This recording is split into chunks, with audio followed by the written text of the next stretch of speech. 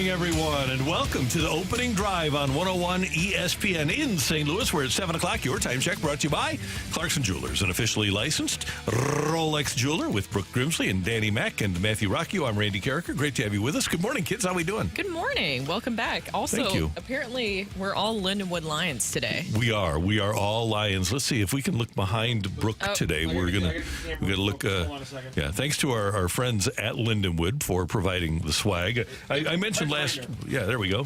If you're watching on our studio cam, our Air Alliance team studio cam, we have a Lindenwood Lions helmet in Brooke's background that you'll be able to see throughout the day. All you need to do is log on to youtube.com and go to 101 ESPN STL.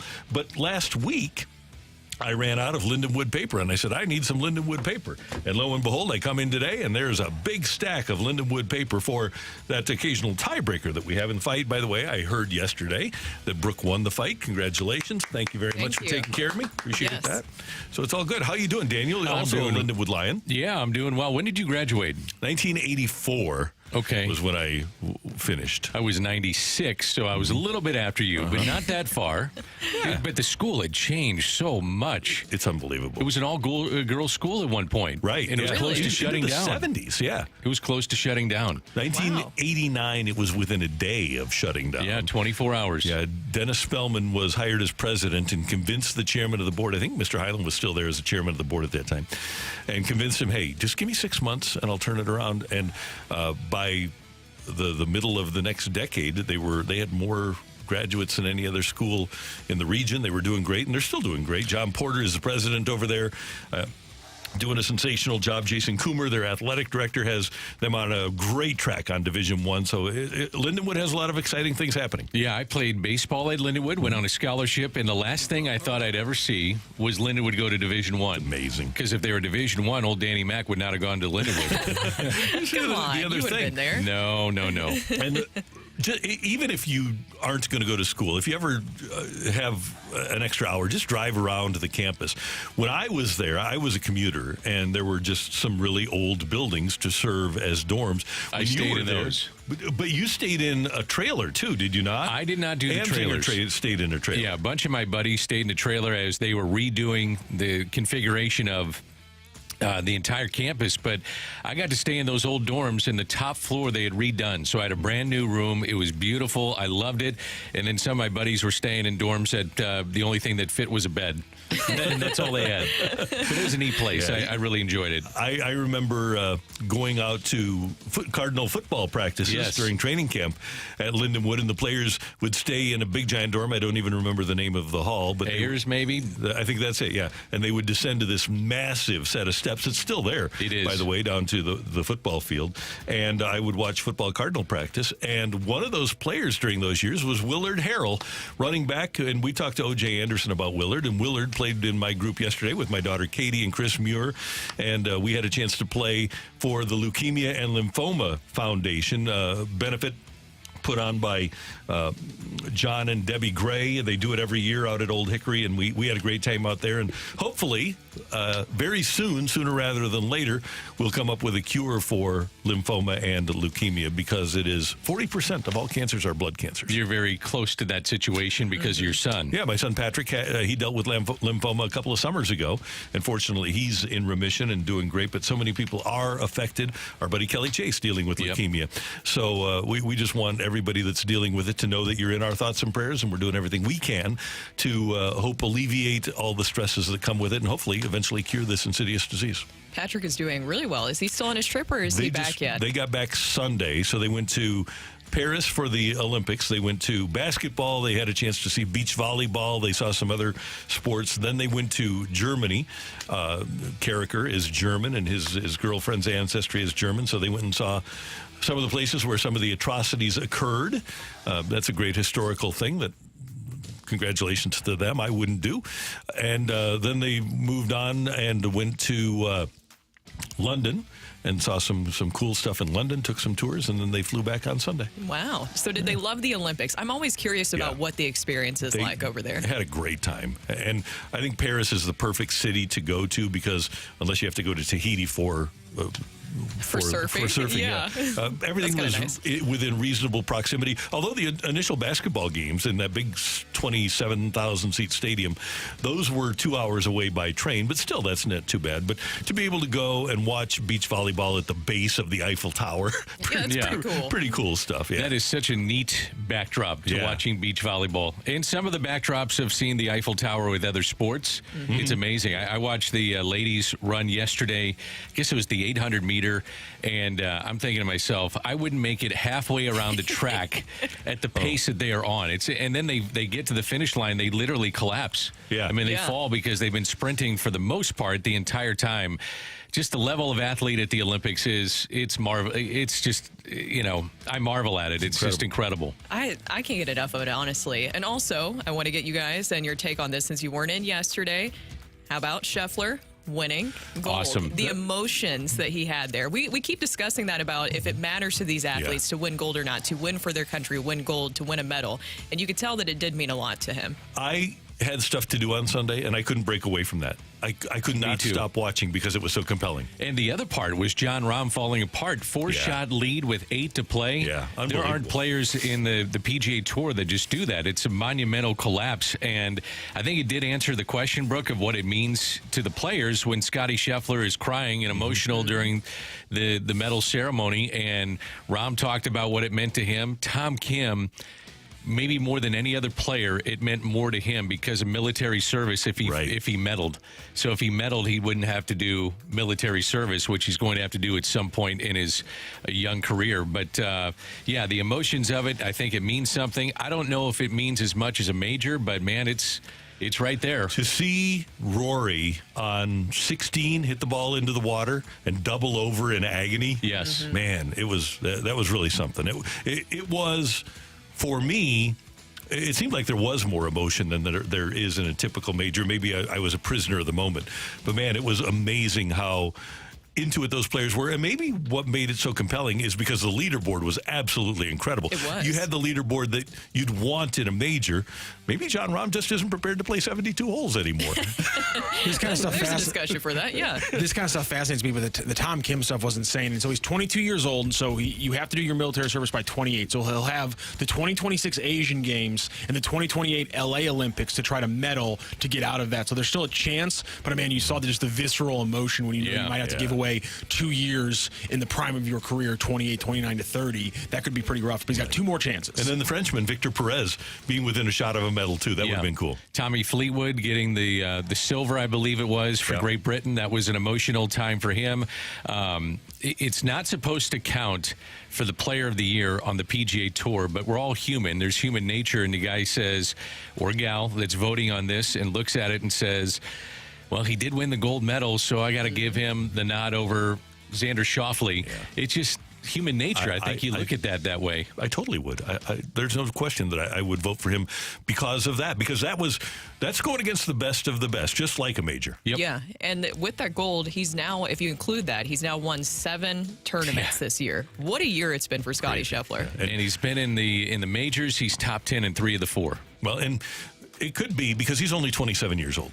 We might think in 3 years, by the time he's 30, we might be thinking of him in Tiger terms. So he'll be world number 1 for over 2.5, maybe 3 years, I think, at that point.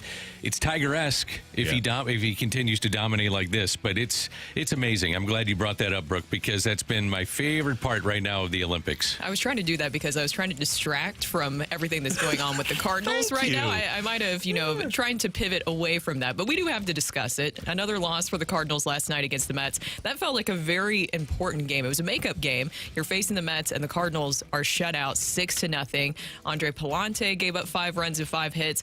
And also the runners in scoring position just continue to be a problem the Cardinals can't solve here lately. They went 0 for 7 with RISP, and they're now 3 for their last 32.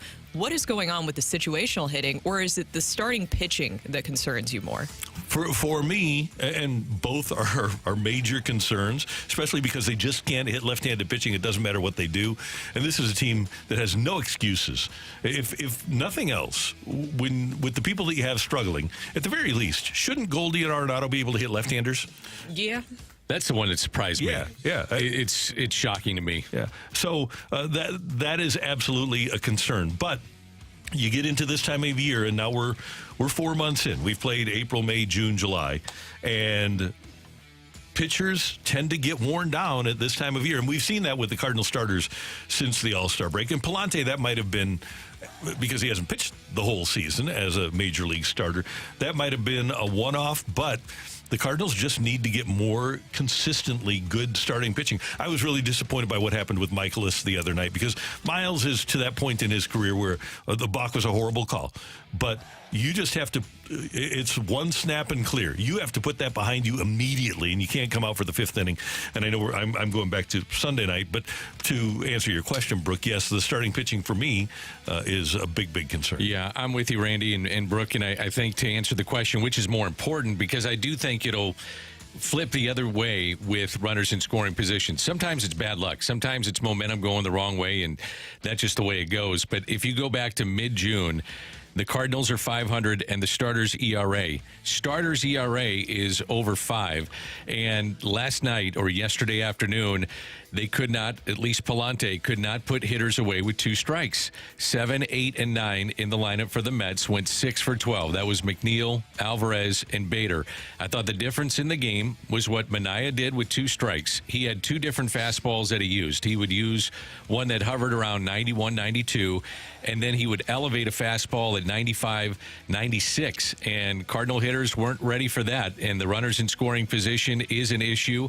If you're looking for one positive out of the game, was Matthew Liberatore, and his velocity was sitting around 97, 98. So the time off for him, he did go back to back, but the time off, I think from the last week or 10 days, was beneficial to him. But you know, you're asking a lot when you only go 3 for 32 last couple of games. They only had 6 hits in the game yesterday. They only had 4 on Sunday night, so you got to hit too. And tonight the Cardinals will take on Tampa Bay in the opener of a 3-game series.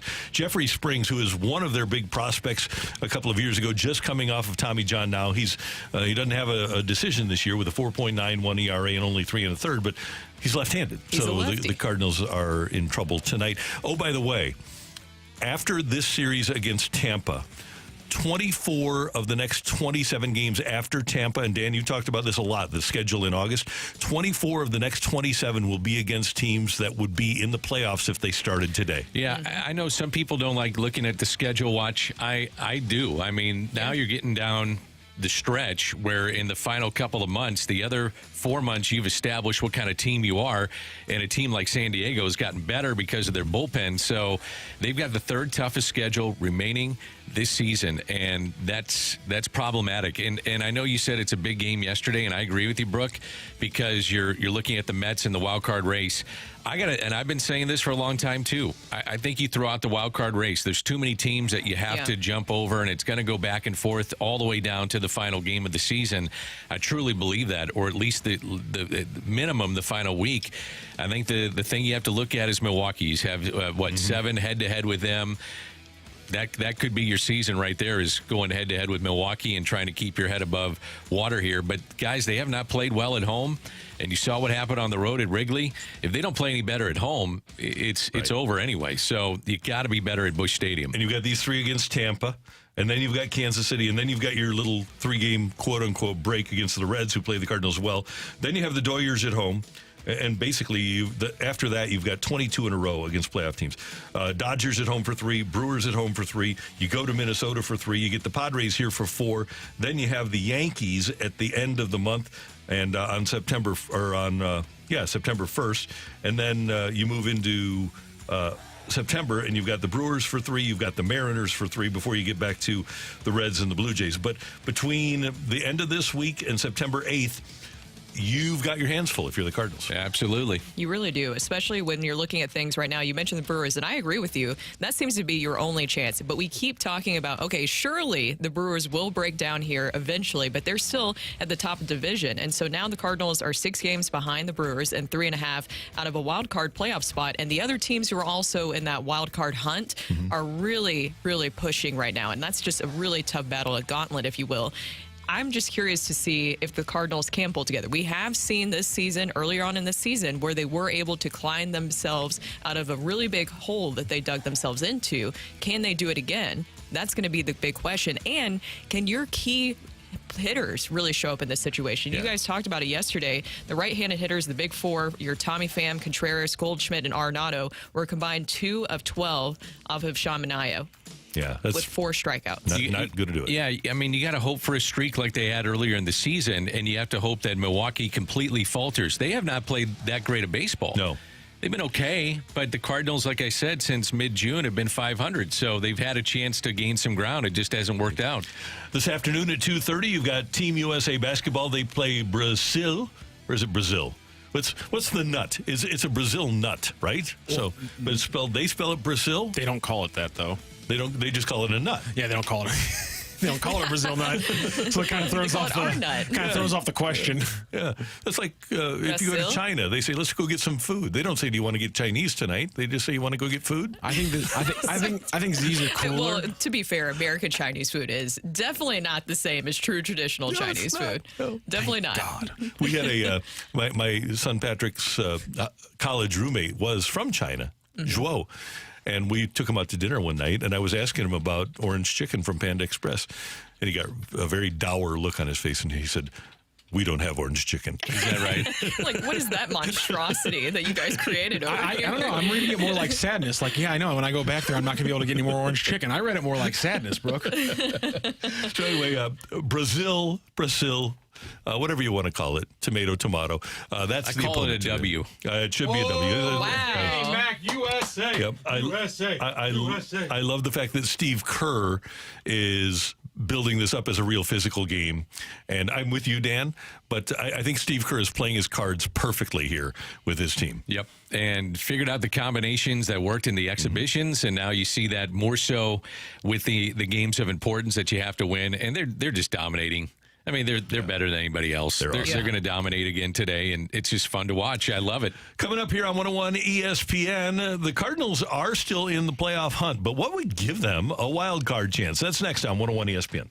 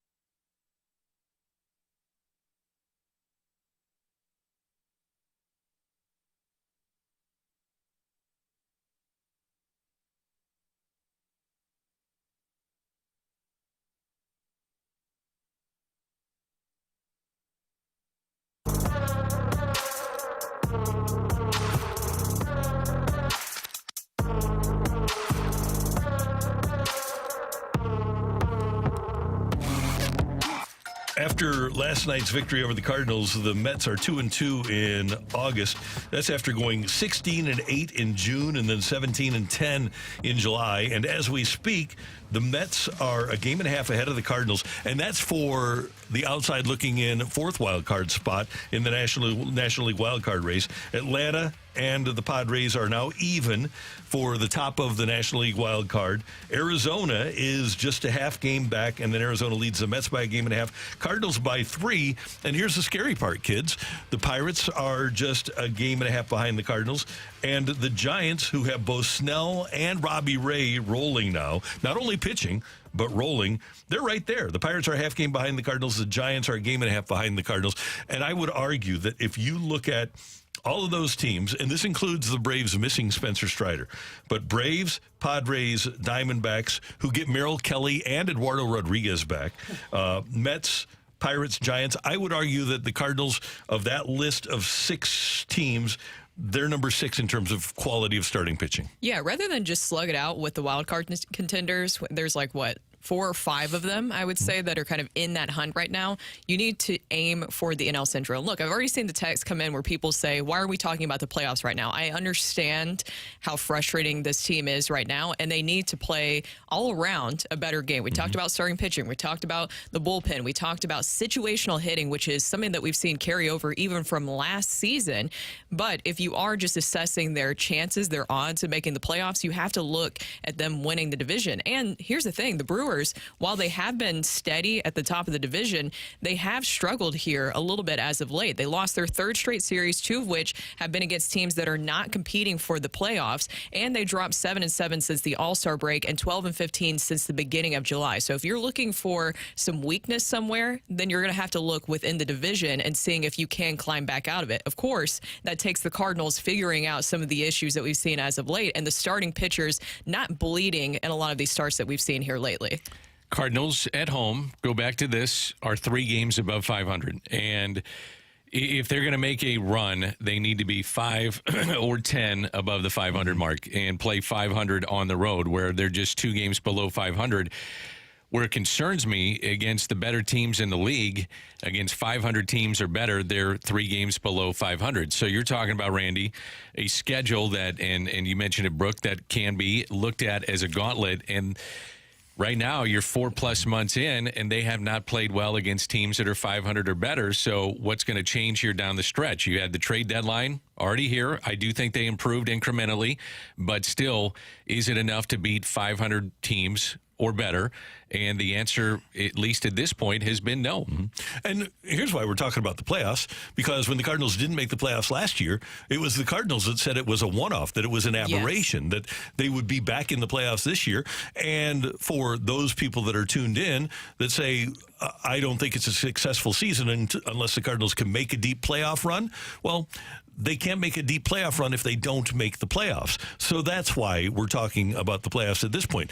The Cardinals need to play better, and I'm not so sure they can. And going back to the starting pitching, by the way, of those teams that the Cardinals are facing in the wild card race in terms of starting pitching, Cardinals are 12th in the league with a 4.48 ERA from their starters.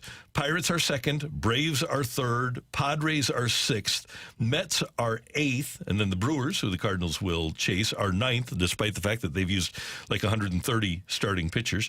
And then the Diamondbacks are right behind the Cardinals, although they haven't had their guys. They have a better record than the Cardinals. Their starting ERA is 4.72, and they're just getting their pitchers back. So I think that's there are 2 things the Cardinals are going to face that are daunting here. Number one, those teams I don't see slowing down. I think the teams that made moves at the deadline are going to ascend.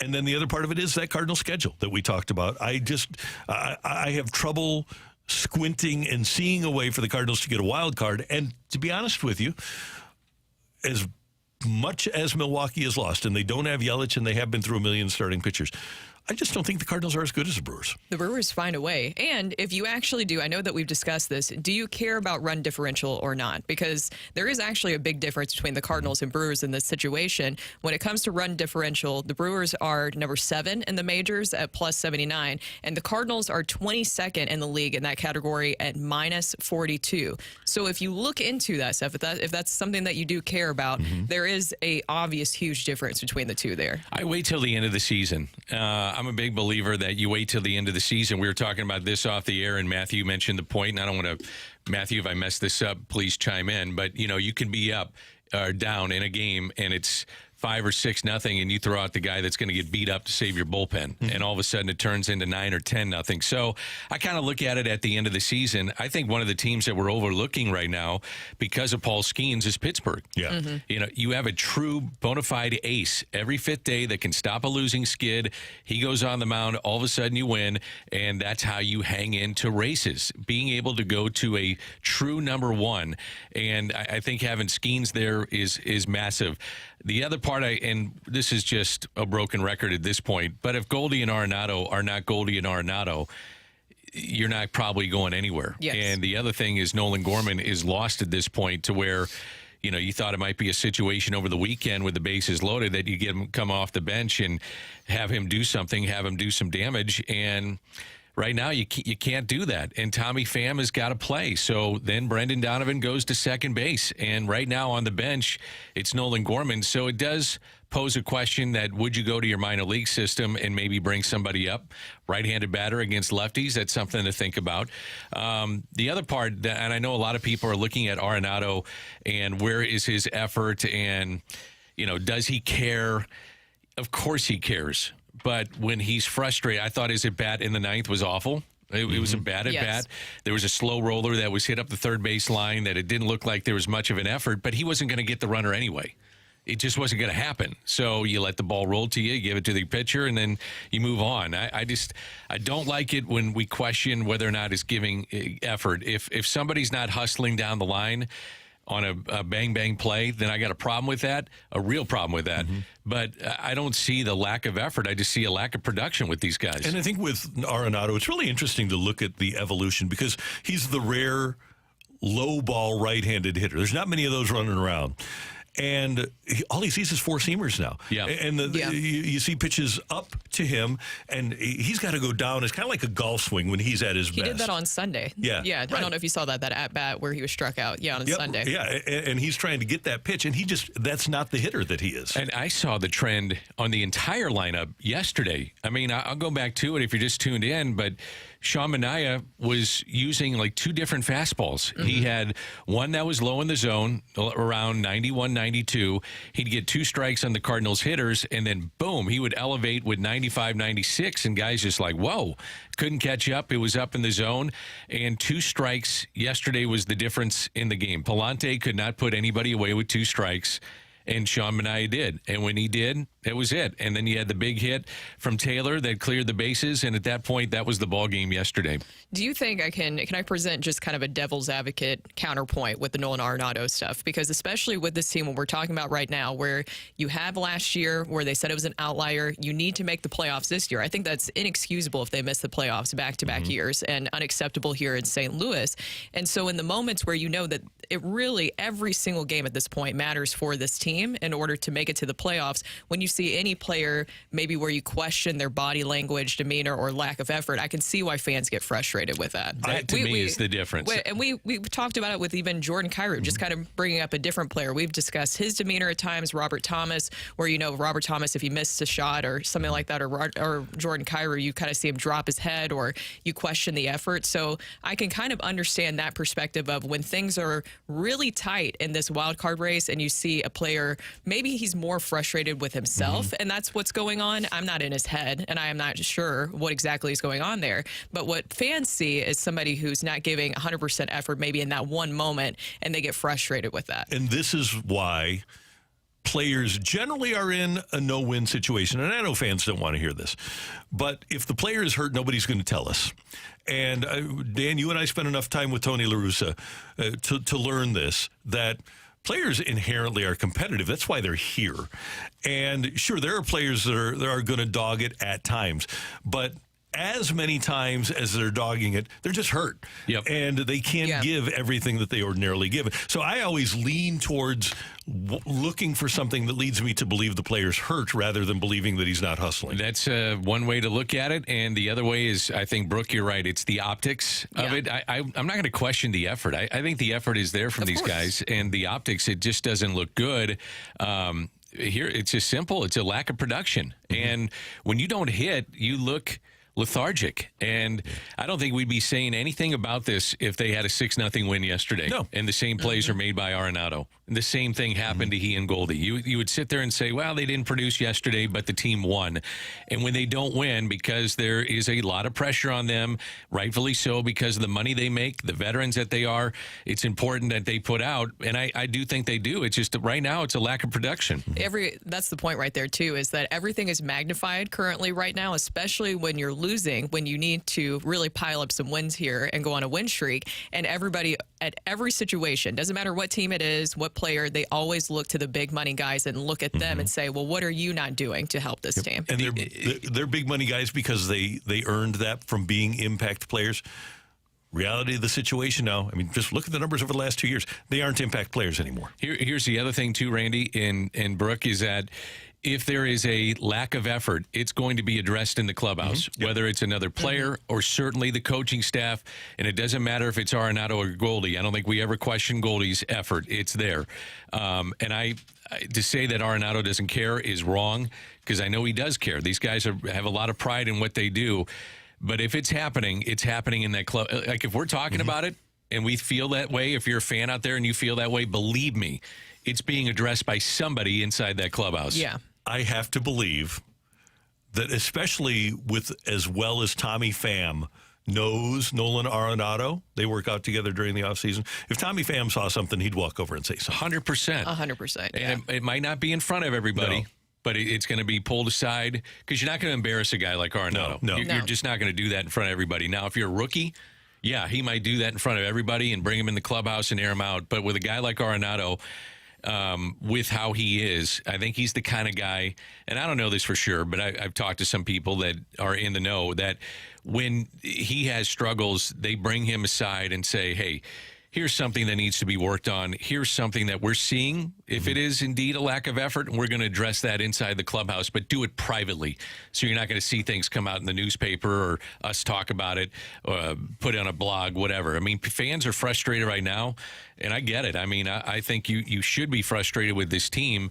But it's not just the Arenado Goldie thing. It's the Gorman issue. It's right now the pitching issue, and it's all kind of come together with a really rough stretch of baseball since last week about this time. Do you have anything else you want to add there, Brooke? Okay, No, we're I 100% agree with you guys. I mean, as I said earlier, if they want to be able to be competing with these wild card contenders, which we discussed, I think that winning the NL Central is their best shot of getting to the playoffs, then it has to be an all-around better play. And I agree with you guys with Nolan Arenado. From what I understand, too, and he's even spoken out about this before, that he's so hard on himself that a lot of the times he's beating himself up in those situations. And that's what you see. It's really interesting. And we can make a segment out of this, but I think we just did. But another point to be made here.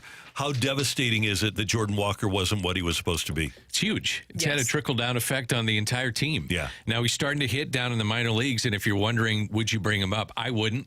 I personally would not do that. I'd let him have success at AAA, finish on an upswing, and then go into an offseason with a positive, as opposed to bringing him up, having him rot on the bench, and then when he gets opportunities, doesn't have success, and then start wondering again, like, can I belong? Am I supposed to be here? I would leave him down in the minor leagues at this point. For the rest of the season. I would. I agree.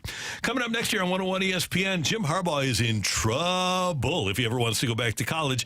Is his best comp Pete Carroll? That's next on 101 ESPN.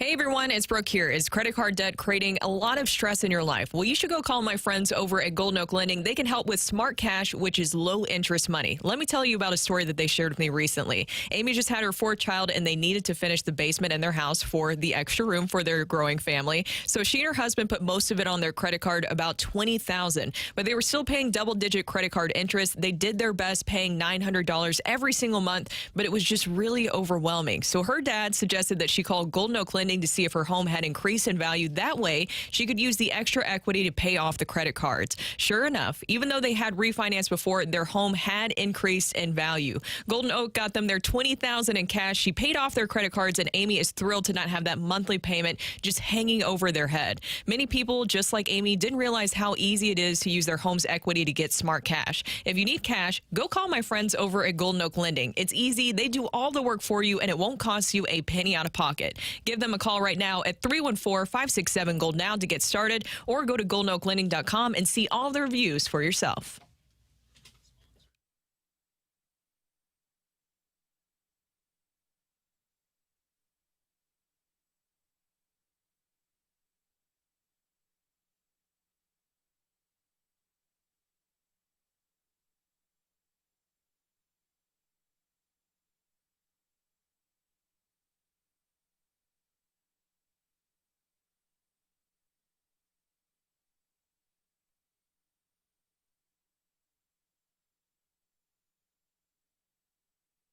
This is Rocky with your Sports Center update, driven by Johnny Londoff Chevrolet and Johnny Londoff Autoplex. A disappointing game for the Cardinals yesterday in their one-game mini-series makeup against the Mets as they fall 6-0. They will start a three-game series against the Rays tonight, 6:45 first pitch, and it'll be the Rays prospect Jeffrey Springs starting. The lefty is 0-0 on this season with a 4.91 ERA through just 3 2/3 innings pitched. He goes up against the Cardinals' Sonny Gray. Gray on the season is 10-6 with a 3.72 ERA. That is your Sports Center update, driven by Johnny Londoff Chevrolet and Johnny Londoff Autoplex. See them at londoff.com. Chevy, together we drive. Are you kidding me?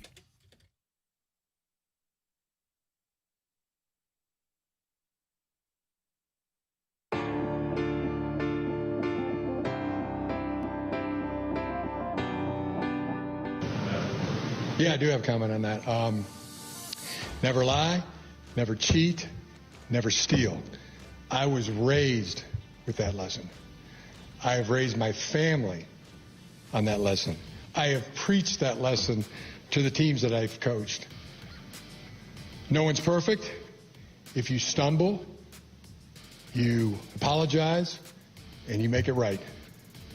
Today, I do not apologize.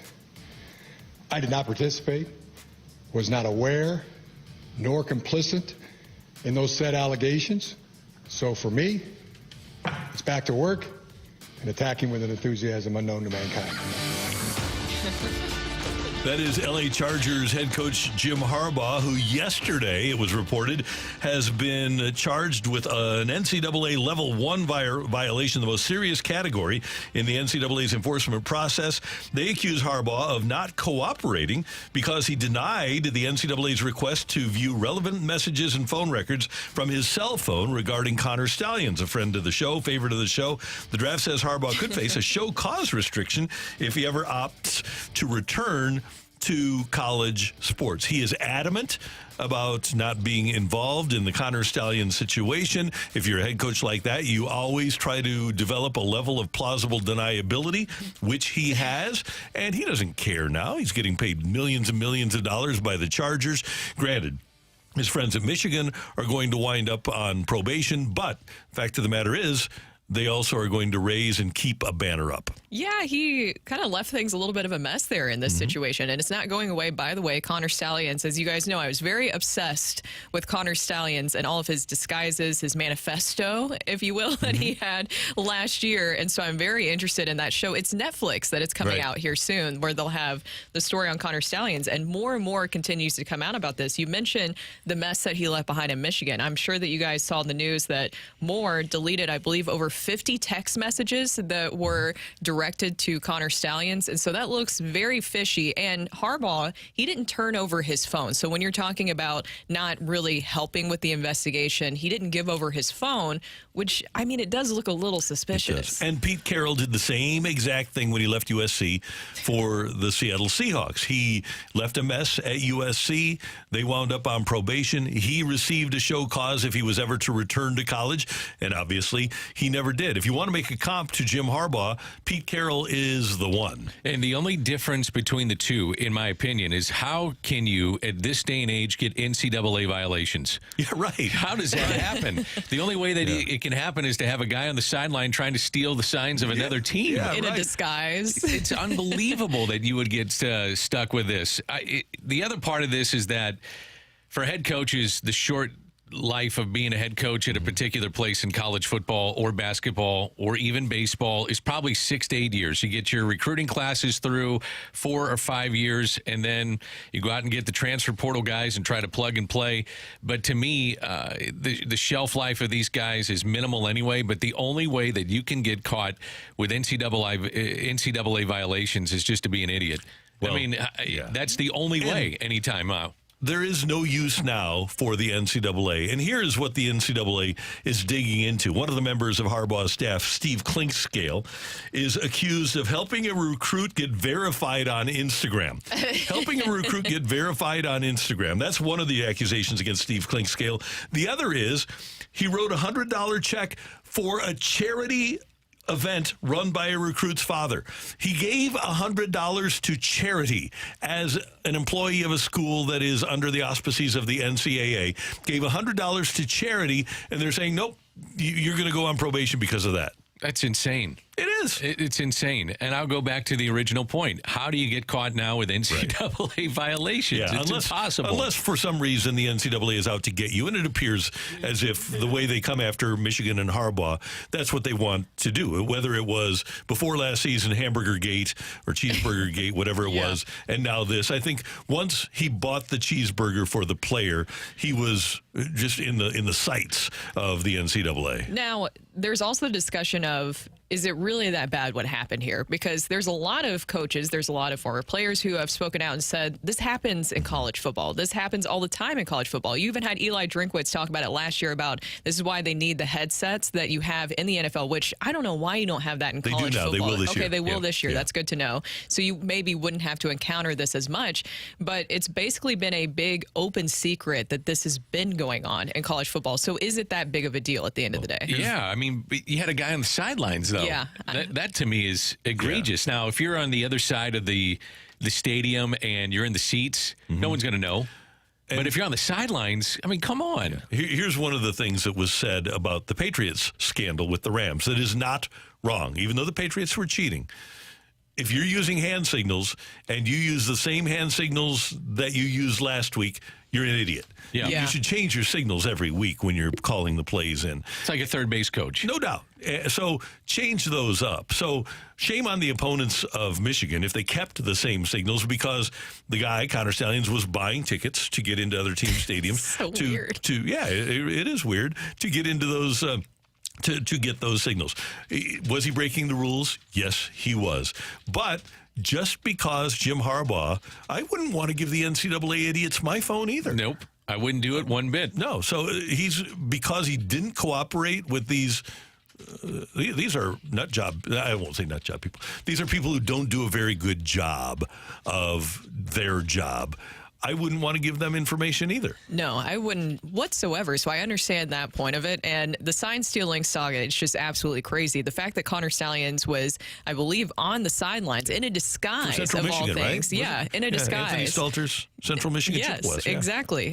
In a disguise is just absolutely weird. I wonder how many other Connor Stallions there are out there in college football, because I guarantee you he is not the only one out there. There has to be a lot more. Maybe they didn't write a manifesto or have a vacuum cleaning company that they were laundering money through. But at the same time, I bet there's a lot of other Connor Stallions out there. And by the way, Not very well done on the part of Michigan either. You don't have a member of your staff do that. You get somebody who's off staff to buy those tickets that is untraceable. You don't get somebody that is actually on your payroll that is traceable to go and buy these tickets and to steal signals from other teams. You just get a rando to go out and do it. Yeah, and I wonder how egregious this is going to look like on Netflix. How bad is this going to be? Yeah. Like, how deep do they go into the stealing of these signs, and how far Michigan would go to win these games with a guy on the sideline? And did he cooperate? Did Stallions actually cooperate with the doc, to your knowledge? I don't think that he has. Okay. I'm not sure I want to hear him just yet. I That's want to hear what he has hear. to say. Yeah. But I wonder if he's been silenced. Now, I do want to bring this up. I know we have to get out of here, but from the 3 and 4, look at what happened to Mizzou when they cooperated. I think that's another issue I have with the NCAA is that there's different rules for different schools. If you're a blue blood, then you're going to get special treatment. But, and I'm not trying to take away anything from Mizzou's successes, but Mizzou cooperated, and it actually backfired more, and it felt like they had a harsher punishment than a lot of other North programs. Carolina. And was it Mississippi State that did the exact same thing? Had a tutor helping a student, literally writing a paper. Mississippi State had the exact same charges against them. They lied and got off. Mizzou cooperated and got probation. It's ridiculous. Yeah. It's ridiculous. And that's why the NCAA just needs to go away. I agree. Let's just admit what it is. I mean, college football is the minor leagues of the pro game, and the pro game loves it because they don't have to invest in a minor league system and pay millions of dollars, if not billions, into that type of league. You know, it is what it is. It's professional athletes playing college football. And just one quick point here. By the way, if I'm a college president, there was an opening for the NCAA to settle with O'Bannon so that all of this NIL stuff didn't open up. And they were so arrogant that they took it to the Supreme Court and lost. If I'm a college president and they're the bosses of the NCAA, I'm saying, okay, I don't need you anymore. If you're going to cost me all of this, I don't need you anymore. Yeah, they've lost their relevancy, and so maybe this is their chance of trying to show they're relevant, but I think they're past that point. Coming up on 101 ESPN, get your text into the Air Comfort Service text line, 314-399-9646, 314-631-4399. Yo-ho! Tioli is coming your way. It was early. I know, you were all over it.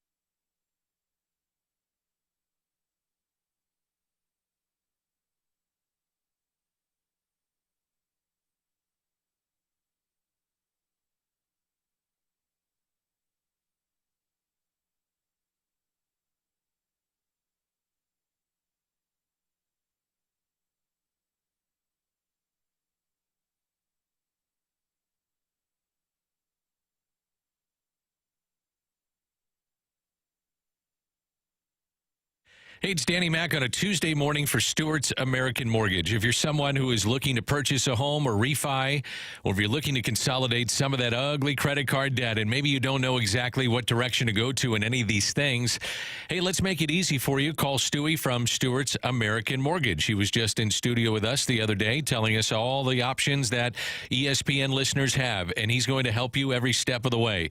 If it's a new home you're looking to purchase, he'll get you to the closing table fast. Try 10 days. It'll get you the best interest rate possible, and he also has the bagel loan, and that can help you out too. So what's the bagel loan?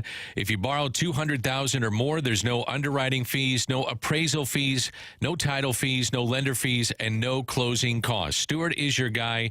He makes it so easy for you and our listeners. Any questions on rates, the industry, the trends, give him a call. So here's his personal cell phone.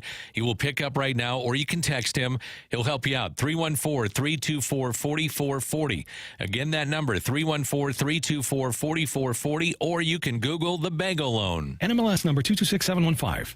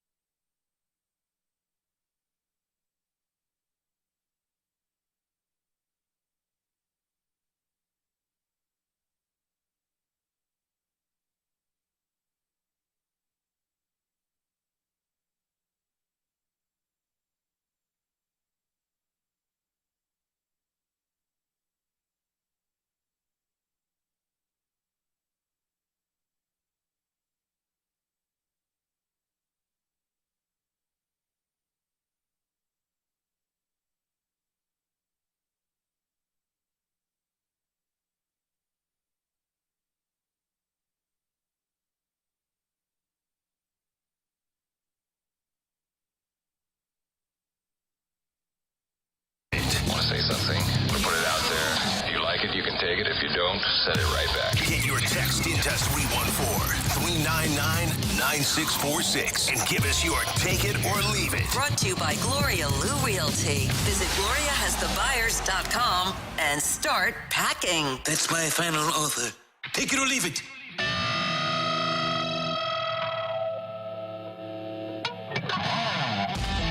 Brooke, Dan, Matthew, and Randy. Time for Tioli here on 101 ESPN. Kids, the Cardinals are 57-56 entering play tonight against the Tampa Bay Rays. The Cardinals have the 9th best record in the National League, 18th best record in Major League Baseball. Take it or leave it, the Cardinals have neither over nor underachieved this season. Ooh, I'll take that. Yeah, I'm going to take it for sure. I think we all talked about it at the beginning of the season. This would be a team hovering around 500, and then would they make a push? Would they get to 5? Would they get to 10? And right now, this is who they are. They're around a 500 team. Middling. I think that is exactly what they are, and the record shows it. So. Yeah, you are what your record says you are. All right, take it or leave it, guys. I don't know if you saw the promo video, but Jalen Hurts was named the Olympic flag football ambassador for the 2028 Summer Olympics. Take it or leave it, the NFL needs to allow the players to play in it. Now, I was searching this last night. I haven't seen if they will let the players play in it or not, but with it being flag football, I would assume that would be safe enough for them to do it. You need to let the NFL players play in it. Totally take it. If the NBA players are playing in it and the insurance policies have to be incredibly high, then why not let the NFL players play it and they would dominate? It would be a joke. It would be a joke. But we would enjoy it. Oh, for sure. we would enjoy the dominance. And we have to redeem ourselves for Randy's hatred for the, what was the league called? Is it just United Football? No, it's not United Football. What is it?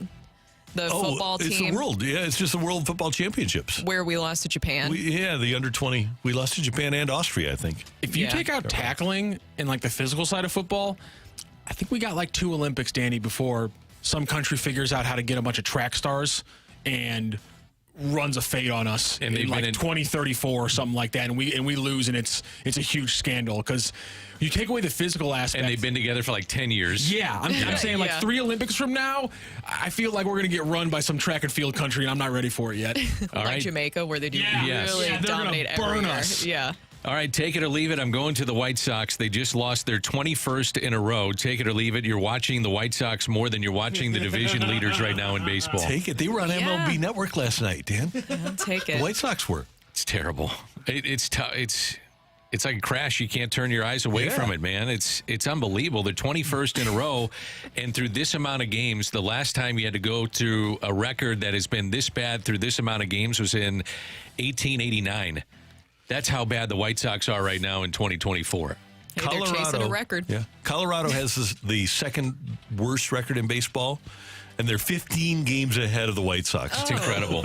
Oh, my gosh. Yeah, how about that? How bad is the Chris Bryant deal going to look like when it's all said and done? Man, that's going to be one of the worst ever, right? I mean, you got rid of Arenado, then you brought in Chris Bryant, and you paid him a ton of money, and he never gets on the field.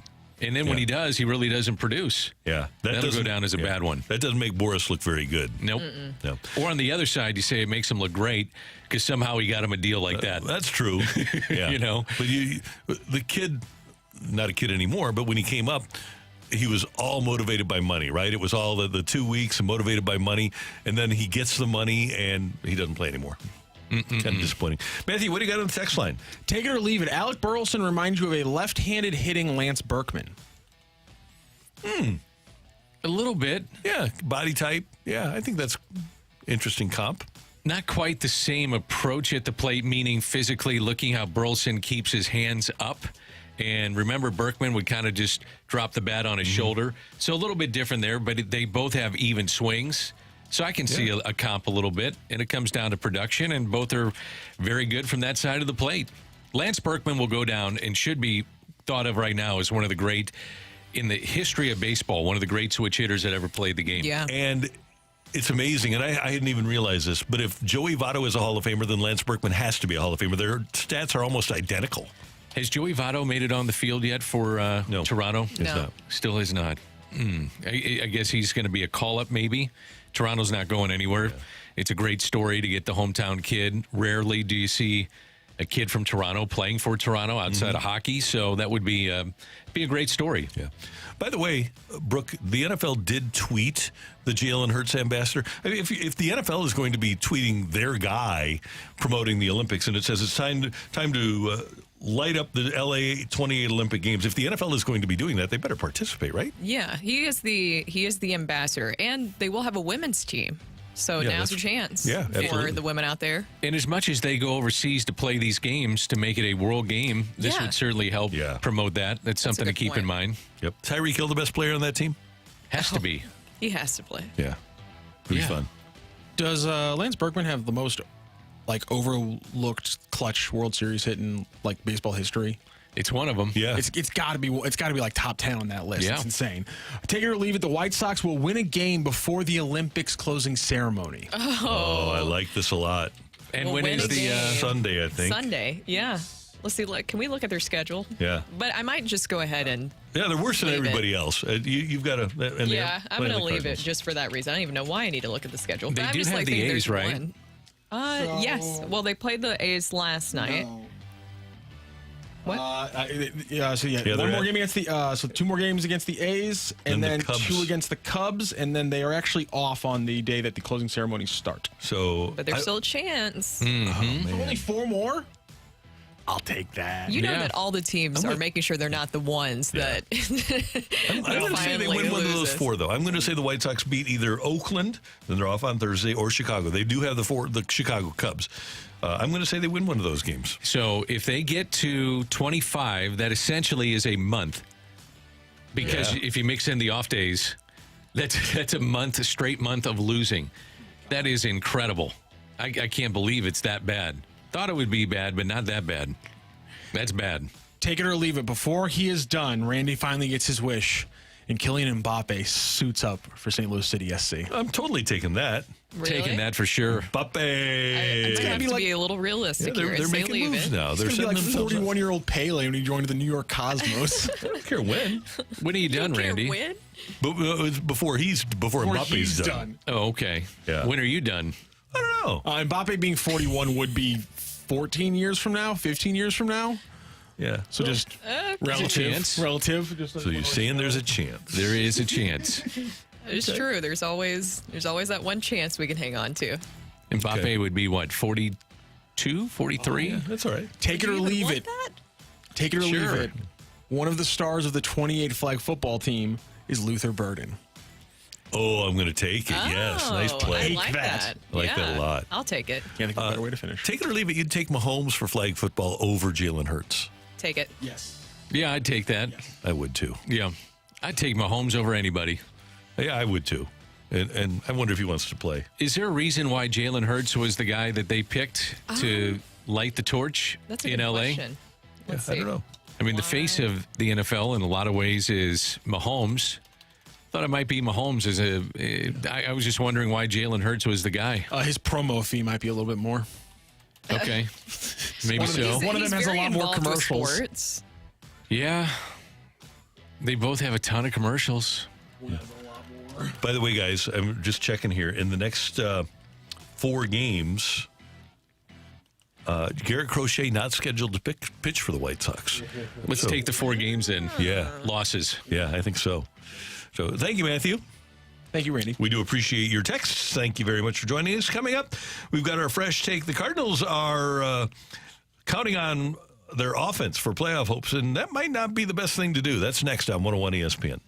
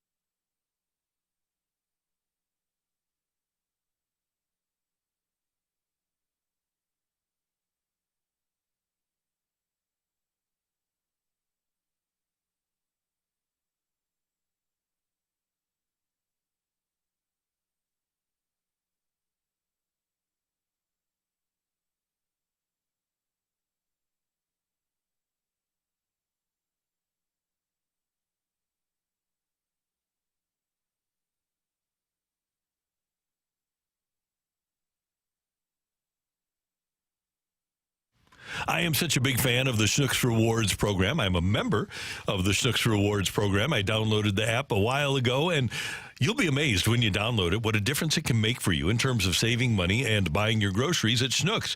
Schnucks Rewards are getting personal now. They've completely refreshed the program to add more personalized touches with new perks just for you.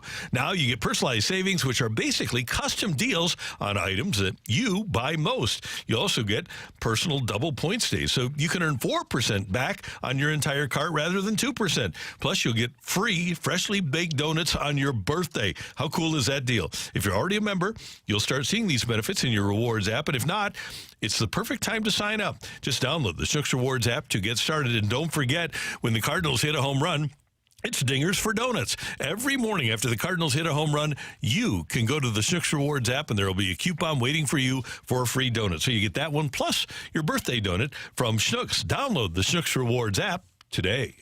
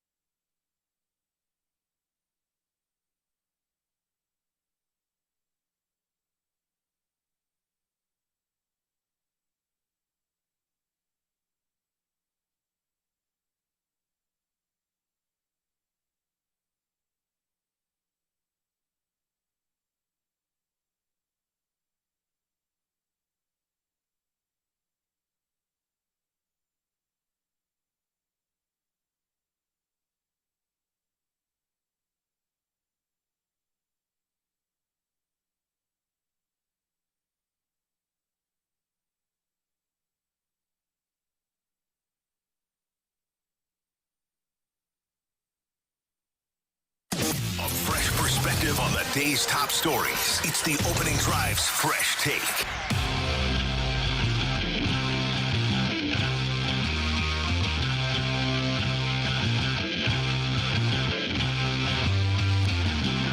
The Cardinal offense and playoff hopes are riding on the Cardinals getting back to their pre-break form.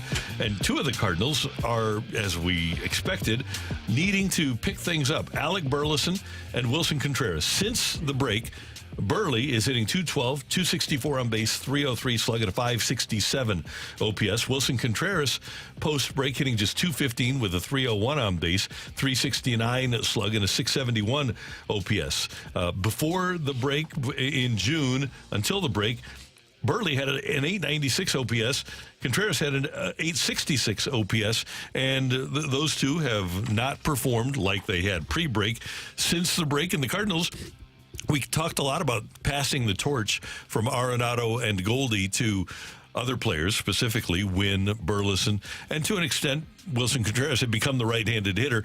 And if the Cardinals don't have those guys going now and still haven't had Arenado and Goldie going this year, then the offense is going to struggle. Yeah, I mean, we talked about it earlier, but the big four right-handed hitters for the Cardinals lineup, Tommy Pham, Contreras, Goldschmidt, and Arenado, were a combined 2 of 12 off of Sean Manaea yesterday. And I think it was 4 strikeouts, I believe, for him.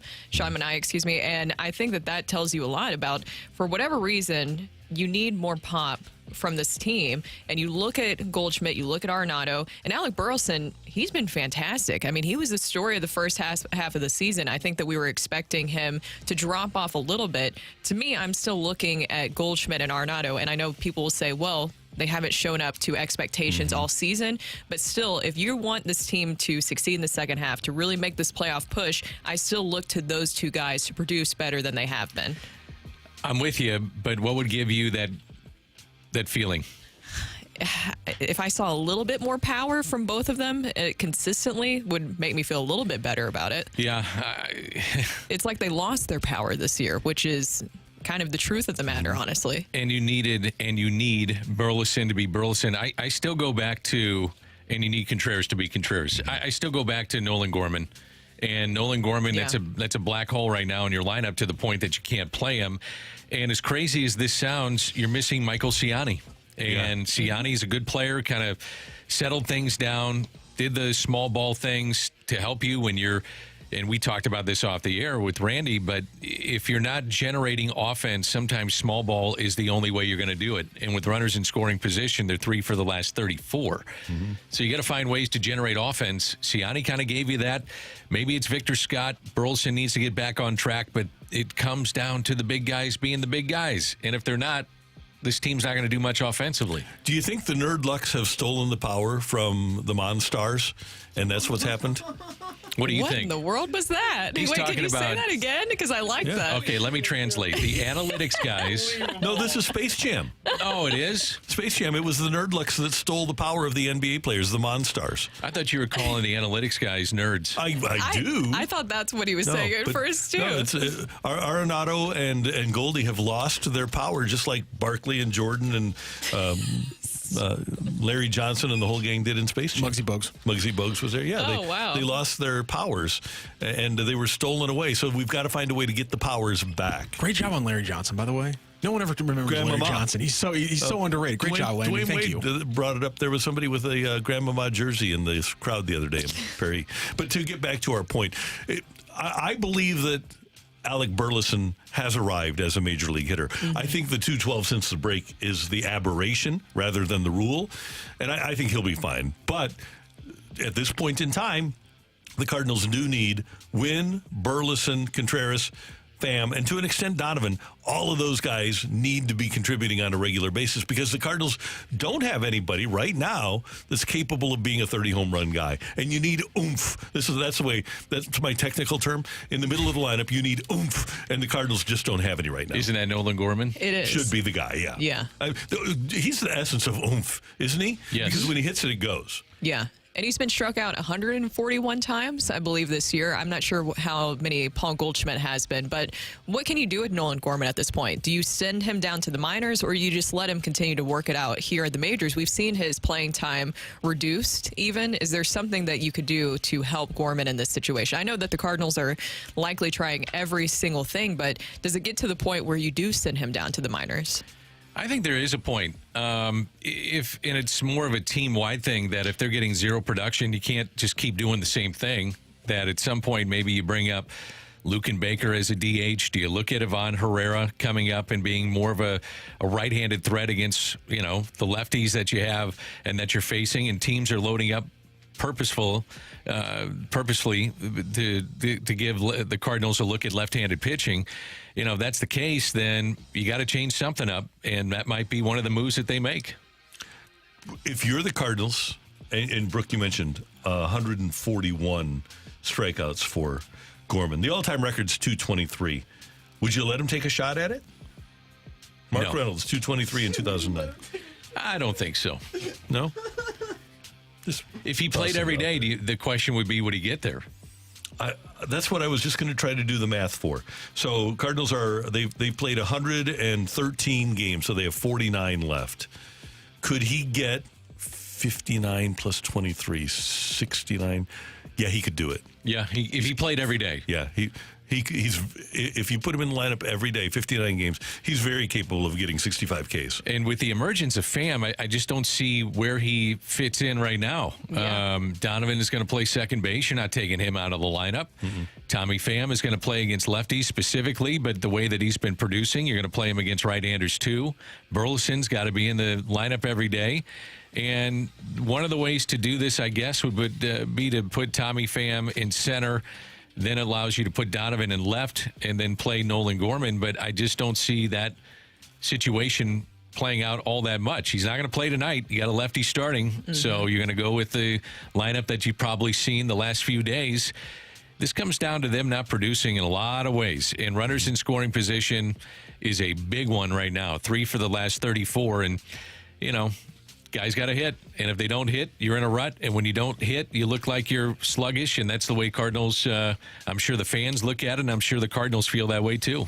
That is today's Fresh Take here on 101 ESPN. It's 8:13. Time check brought to you by Clarkson Jewelers, an officially licensed Rolex jeweler. Victor Scott is back. He went 0-for-3 last night. Does it make sense for the Cardinals to give him starts and sacrifice a bat for a glove in center? That's next on 101 ESPN.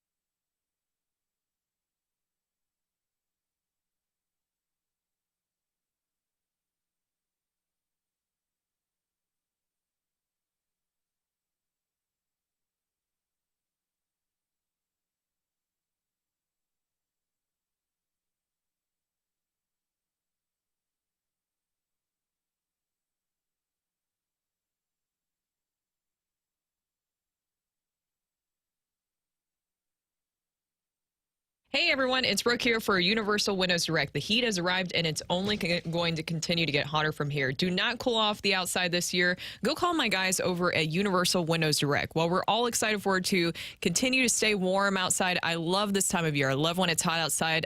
I do not, though, love the energy bill that comes with it. And that's where Universal comes in handy. Their windows feature super spacer technology, which helps keep the edge of the glass warmer, holds the window seal longer, and makes your windows last up to 5 times longer than other window systems. So your windows from Universal perform better and they last longer. So schedule your free in-home estimate today, and for every 2 windows you buy, get the next 2 for free. Plus 0% financing for 36 months. That's 3 years. Restrictions apply. Universal Windows Direct backs it all up with a true lifetime warranty as long as you own the home, and a 20-year warranty to the next homeowner. Mention my name and you get an additional $250 off your next project. So go to UWD.com. That's UWD.com. And like me, you'll be saying, I love my windows.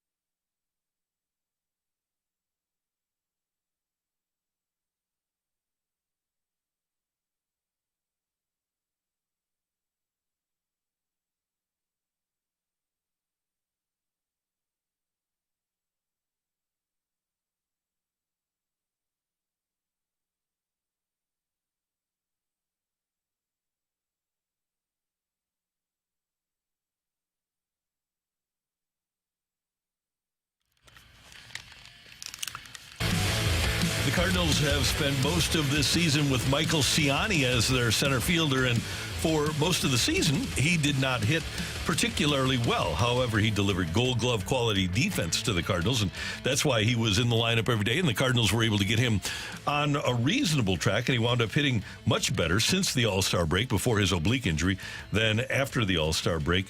When you look at where he was first half versus second half, guys, in 214 plate appearances in the first half, he had 227, and that's in large part because of a strong June. He had been hitting 400 since the All-Star break before the injury the other day.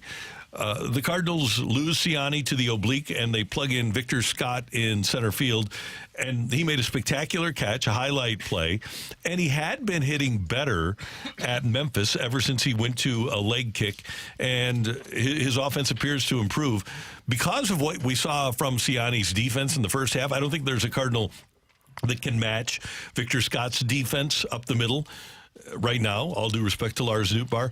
I think that even though the Cardinals are struggling offensively, my preference is to keep Scott in there because of his defense and his offensive upside for as long as it takes. And I think that that's the reason why that the Cardinals brought him up, is because of that, because of what he's able to do defensively. Also, his base running would be great for pinch running situations here down the stretch. And with Michael Ciani, we all know that's a huge loss for this team. The way that he's truly turned out to be an elite center fielder has been such a great revelation for the Cardinals this season, and his bat was really starting to come along as well. So that's a huge loss for this team. But Victor Scott II, I think the reason that he was called up is because of those reasons. What he can provide for you defensively. He even seems to understand his role in this situation. I don't know if you saw the interview yesterday, but he said, I'll try to do my best Michael Ciani impersonation in the outfield. So he understands his role. Now, there's a lot of people, though, who say, okay, well, why wouldn't you bring up a right-handed bat in this situation? You have Herrera down in the minors. You have Walker down in the minors. You even have Baker down in the minors. I mean, you have a lot of guys who are hitting pretty well down there. Why wouldn't you bring up a right-handed bat when we are talking about things offensively with this team and their struggles? To me, Luke and Baker is a DH, and so I think they have better options at this point. Now, that could change here shortly if they don't continue to hit. Walker, I think, just stays down in the minor leagues, even though he's had a success. We talked about that recent success last 7 to 10 days. To me, it's a question of, do you want Victor Scott in the lineup? Let's talk offense, because they need some offense right now. They're not getting production. Do you want Victor Scott because of his offensive upside, which is a big question mark, or do you want Nolan Gorman, who's in there for his last 42? I mean, right now, I got to give Victor Scott a little run just to see what he can do. And Victor Scott, since working with Ryan Ludwig down at AAA, developed a leg kick, and his offense was noticeably better. He hit the ball harder, had 3 home runs in his last dozen games down there, hit over 300, was able to continue to steal bases. So it would seem that perhaps he has figured something out. He believes that he has figured something out offensively. And at the end of the day, again, all due respect to Lars Nootbaar, if you don't have Ciani, you traded Dylan Carlson, who do you have in there as a difference-making center field? Let's even go average defensive center fielder. And it would probably have to be Tommy Pham that would play center field. That would be my guess. And so you're going to lose a step or two defensively there, and then you'd put Donovan in left, and then Gorman would be in at second base. The other part of this, to your point, Brooke, in asking the question about Herrera, Pages has struggled behind the plate. He's caught 13 of his last 14 runners against him. And so does it make sense with Contreras at catcher and a bat like Ivan Herrera at DH? That's another question that you have to answer. Pages is not the offensive threat, in my opinion, that Herrera is, although he did have a base hit yesterday. You're then hamstrung a little bit because you're just not going to start Herrera, especially against teams that run, because they're going to run all over him. So you back yourself into a corner just for a bit. I don't know, man, but the other thing is that you can't keep rolling out a lineup that's not hitting, and you got to change it up some way, somehow. So I would assume that everything we're talking about probably is on the table right now for the Cardinals. I would be really interested in bringing up Herrera. I wouldn't be surprised. Would you guys be surprised, I guess I should ask, if we see him at some point here soon? And I know that sometimes the optics of it, you mentioned that the other optics portion of this is, well, if you have 3 catchers up here in the majors, at the major league level, then people question your roster construction. But does that even matter at this point when you're just trying anything you can to get some production offensively? Let's go back to Nolan Gorman. There are options available for him. Who's a better hitter right now? Is it Herrera or Gorman? And even if you have a third catcher / DH, would you rather have a third catcher or a guy who basically can't play for you right now? And to me, the answer was made to the point you're making, Randy, was over the weekend. They had Gorman with an opportunity to come up with the bases loaded. They went into a different direction. Crawford had good numbers against the Chicago pitcher. And I don't care if the numbers were from 5 years ago. That is obsolete to an extent in my mind. It was more about an indictment of where they feel Nolan Gorman is at this point. And by the way, we can go to something as simple as roster construction, too. Right now for this team, even with the addition of Tommy Pham, if everything else is equal, are you better? And that's a big if, because Gorman and Herrera would not be considered equal. But let's say they're both the exact same hitter, but one's right-handed and one's left-handed. Would you rather have the lefty or the righty with this current team? Let me ask you this. Would you go outside the box and start playing Carpenter somewhere? Yeah. Oh. Just give him a little run, see what you can get out of him. Yeah, it can't hurt to try. You got to try something. Yeah. And I know that's way outside the box because I'm sure they don't feel really comfortable with him playing defense at this day and age of his career. I don't know. Would you let him make a little run here, see if you can get a little spark? Because you need something going offensively. It's just not happening. And, you look at the pitching since mid-June. ERA is above 5 for the starters. But my point is you just can't keep doing the same thing. So maybe you dip into your minor league system and you bring up a Herrera or you bring up a Luke and Baker and just try to catch fire with one of these guys. But Baker is a DH. And you're going to want Contreras' bat in the lineup. He's primarily been a DH. So they're kind of hamstrung, to your point, of roster construction a little bit. I think preferably out of all the ones that we talked about with Walker, with Herrera, and Baker, not trying to take anything away from Baker, but we saw that he struggled last year. I want somebody where I know that they have the ability to do that here at this level and not just at the minors. And we know that Herrera can do that. We know that Walker at times can do that. But I think for this moment in time, Walker needs to stay in the minors, continue to produce, gain back that confidence. And if he comes back up here, I want him to be playing every single day. I don't want him on the bench. I think Herrera has shown the ability that he can bring some of that pop off the bench. It's not 1-2. He has to play every day. Yes. If you're talking about Jordan Walker, he's got to play every day. And I am heartened to see that Victor Scott listened to the instruction of Ryan Ludwig, who is an all-star, good hitter. Really, Chris Duncan said one of the best teammates he ever had. Ryan Ludwig is a really good guy. Made some suggestions to Victor Scott. Scott bought in, and that's one of the reasons that he was called back, is because his offense improved down there. I don't know who's working with Jordan Walker right now. I would assume Ludwig is. Now it's a matter of buy-in. Hopefully Ludwig is getting some buy-in from Walker, and he's been hotter of late as well. I wonder if the Cardinals are just, dead set in saying that Jordan Walker is not going to be a part of the roster this year. Or if they are, I feel like he's tricked down a little there. bit, and I do too, Randy. But, I mean, you sit there and go, it's kind of tantalizing to think about what he might do for our lineup if there's some of that conversation, or the conversation is, nope, off the table, we're done with it. I think a couple of weeks ago, Mo, and this is paraphrasing, said that essentially Walker, they hoped he had a good stretch run to get ready for a very busy offseason. Yeah, and I think isn't it interesting, though, that because I'm sitting there going, man, Walker's starting to hit. Would you bring him up? Would you think about it? But I also wonder if they're just dead set on saying, no matter how it finishes up, to your point, Randy, that we let him go out with a good taste in his mouth and then focus on next season. Especially if, as an organization, you've admitted that you rushed the guy. Yeah. Once he starts succeeding again, do you bring him back and risk rushing him again? Yeah, and that's the fine line with this situation. But at this point, I'm sure they have a pretty open mind to anything, because the amount of injuries, which, knock on wood, hopefully there's not any more with this outfield. This was not the outfield that you expected to see this season, and we've seen so many different changes to it over the course of the entire season. So you never know what to expect at this point. By the way, as we look at the schedule coming up here, the Mariners, when they come to town, right? Let's check that again. I believe the Mariners, because I think the Cardinals only have one West Coast trip left. I think we'll get a chance to see Randy A. here over the course of the next month, and that'll be fun. Okay, here's a question for you guys. Why'd you have to bring that up, Randy? Dylan Carlson get the standing ovation? I was wondering that. Who was it? Bader. Bader didn't get one yesterday. Did he get one? Yes, he did. Then Carlson's got to get one. I agree.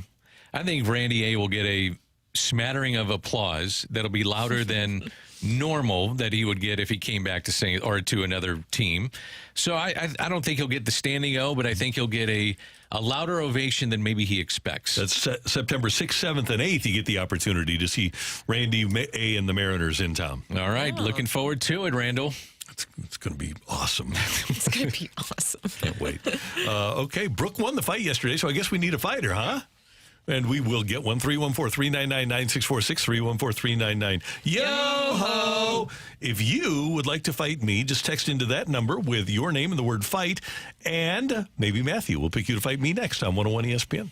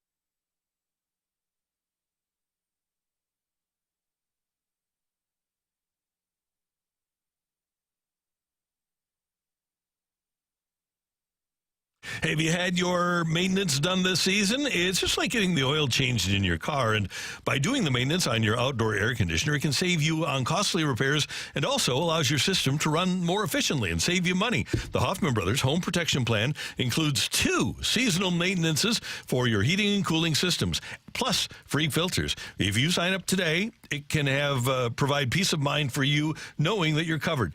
Don't forget to change your air filter, and when you have a dirty filter, it can impede your airflow, causing you to have real problems with your system, and it's harder to maintain the desired temperature, and that in turn can cause other issues and repairs needed. Remember to change your 1-inch air filter every other month, and your larger media filters, the 4 or 5-inch ones, twice a year. You can schedule your maintenance directly at hoffmanbros.com or call or text 314-664-3011, 314-664-3011, and sign up for that home protection plan. Our family uses it. Yours should too. Makes a big difference. Get your HVA system checked and taken care of by Hoffman Brothers at hoffmanbros.com.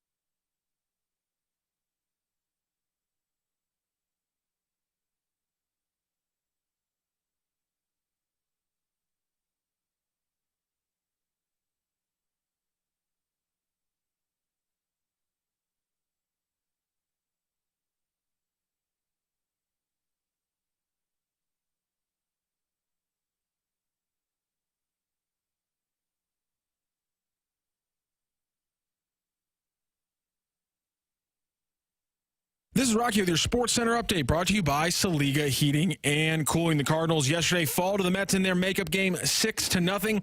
They'll be back in action as they start a 3-game series against the Tampa Bay Rays tonight. 6:45 first pitch, and the starter for the Rays with 3.2 innings pitched on the season so far this year is the lefty Jeffrey Springs. He faces off against Sonny Gray for the Cardinals. That is your Sports Center update, brought to you by Saliga Heating and Cooling, an independent American heating and air conditioning dealer.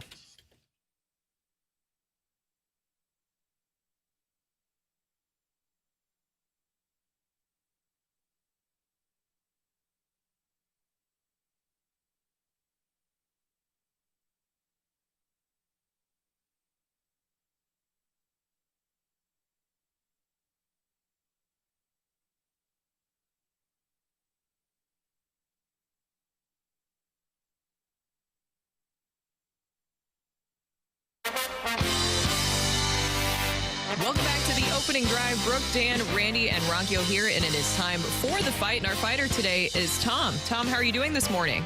Fine. How are you guys doing? Hey, ladies. Oh, we're doing great, and thank you for the lady shout out there. Is this your first time facing Randy in the fight? No, I beat him about 2 years ago, so it's been a while. Ooh, all right. Well, we'll see how this goes today. Are you nervous, excited? You already beat him once, so you have to feel pretty good. I'm 50-50. Okay. You ready for question number 1, Tom? Yes, sir. Yes, ma'am. I'm sorry. It's okay.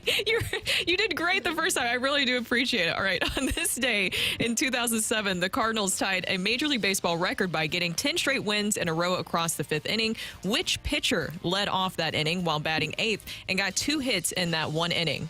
Was it Todd Wellmeyer, Brad Thompson, a.k.a. Coleslaw, or Braden Looper? Let's go Brad Thompson. Final answer, Tom? Final answer. Okay, which former Blues defender is one of the 2 players to win the Norris and the Hart in the same season? Al McInnes, Chris Pronger, Alex Pietrangelo. Let's go Pronger. Final answer. All right, thank you, Tom. Question 3. In the Phillies' 2008 World Series run, this pitcher took home both the NLCS and World Series MVP award. Was it Kyle Kendrick, Cole Hamels, or Jamie Moyer? Cole Hamels. Final answer. Boy, Tom, you're not thinking about these all that much, but I like your style. Yeah.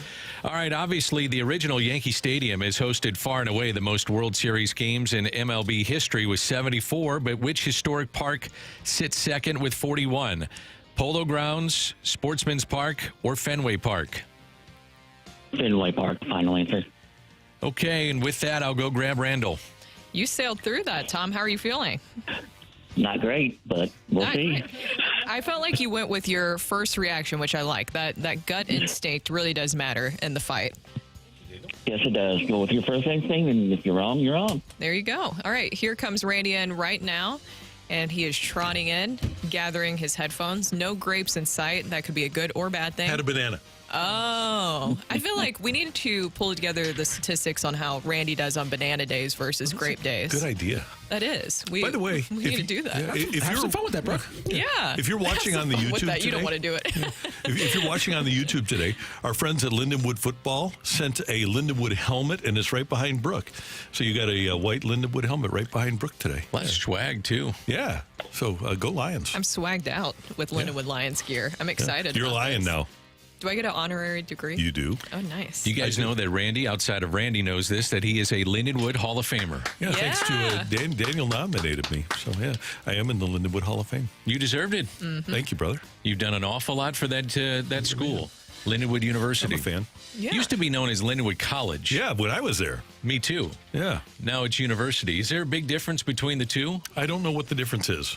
But does it sound more authoritative it to does. say It's fancier sounding. university? Yeah. College sounds small and quaint. University sounds big. You know, it just makes you sound bigger. It's like think putting you're Joe right. Buck on Monday Night Football as opposed to Joe Tessitore. Small and quaint.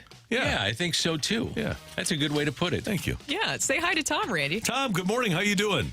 Fine, how are you, sir? Doing well. Thanks for listening. Thanks for playing. You're welcome. Ready for question number 1, Randy? Ready.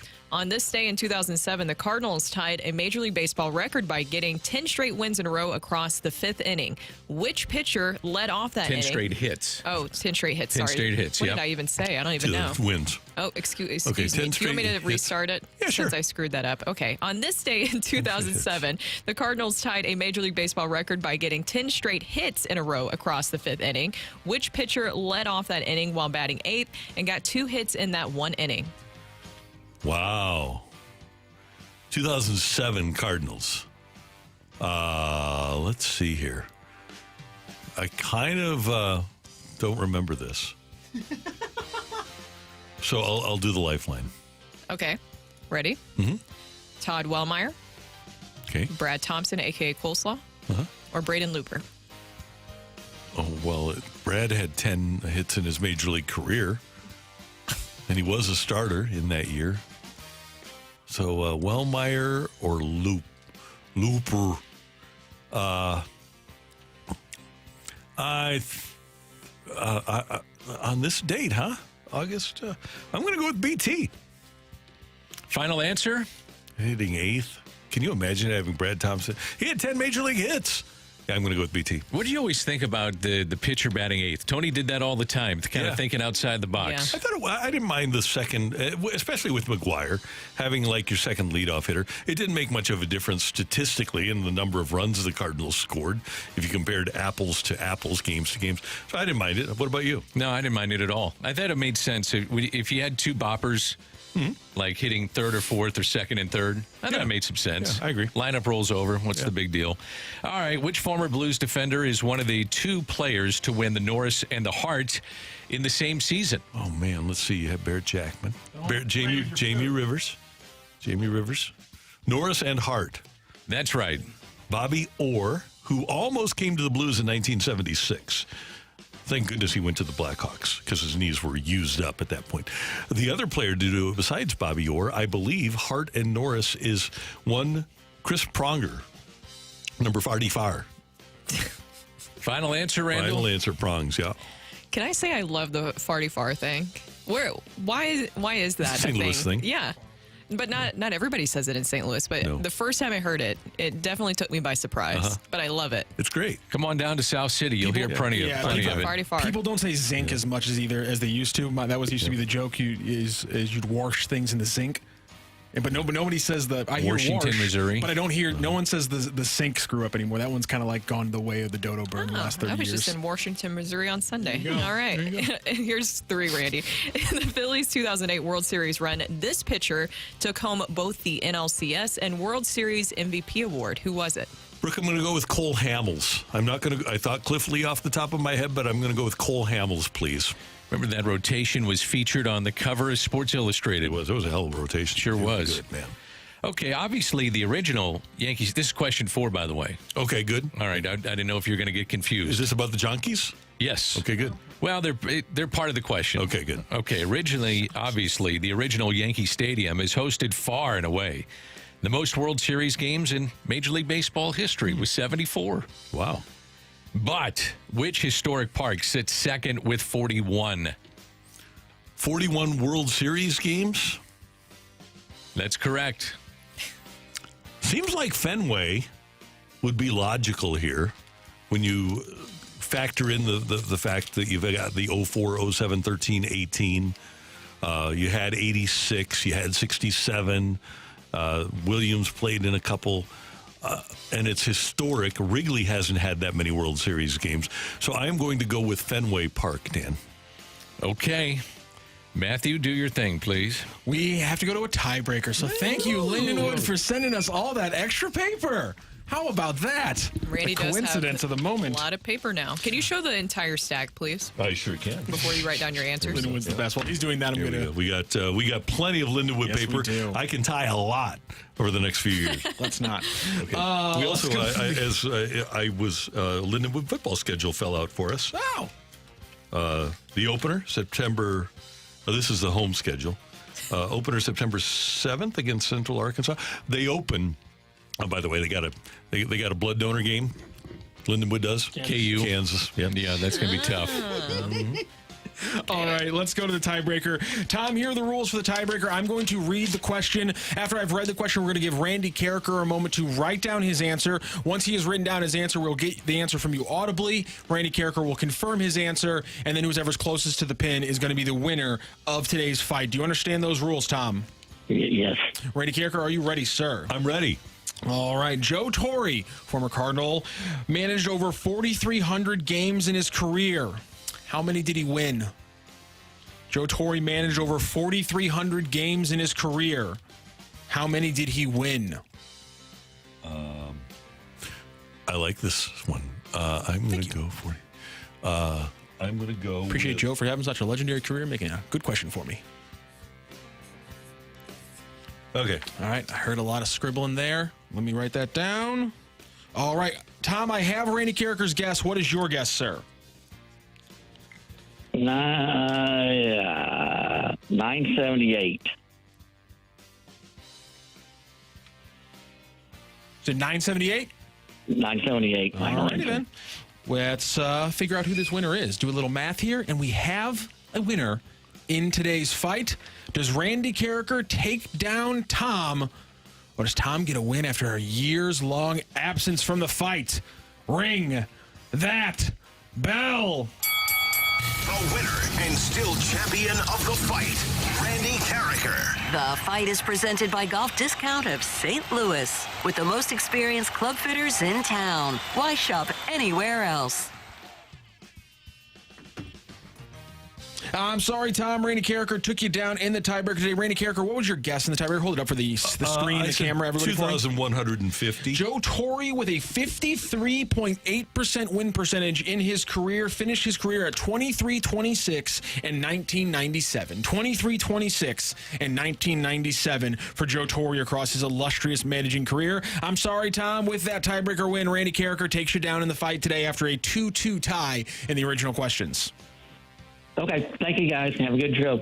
Thank you very much. Appreciate it, Tom. Let's go through the questions and answers really quickly. On this day in 2007, the Cardinals tied a Major League Baseball record by getting 10 straight hits across the fifth inning. By the way, that has since been broken by the Cubs when they got 11 back in 2010. It was Braden Looper who led off for the Cardinals. It went Looper, Miles, Eckstein, Taguchi, Pujols, Encarnacion, Roland, Ludwig, Yadier Molina got walked, and then Braden Looper and Aaron Miles would close it out with 2 more singles in that inning. By the way, David Wells and Mike Thompson, the pitchers that got shellacked for the Padres in that game. It was, in fact, fact, Chris Pronger, while wearing a Blues uniform in 99-2000 when he took home the Hart and the Norris in the same season, just one of two players alongside Bobby Orr to do that. I was scared for a second that Bobby Orr played a year, signed with the Blues, and I didn't know about it. You terrified me for a second. In the Phillies 2008 World Series run, it was in fact Cole Hamels who took home the NLCS and World Series MVPs. And the original Yankee Stadium has hosted 74 World Series games. Number 2 on that list is the Polo Grounds with 41. Number 3 is Fenway Park with 31, and number 4 with 30 is Sportsman's Park / Busch Stadium 1, just one game behind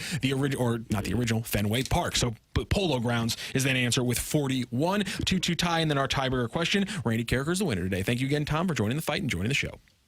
You're welcome. Thank you. Thank you, Tom. Appreciate it. By the way, Joe Torre more than 400 games over 500 as the Yankees manager. 1173 and 767.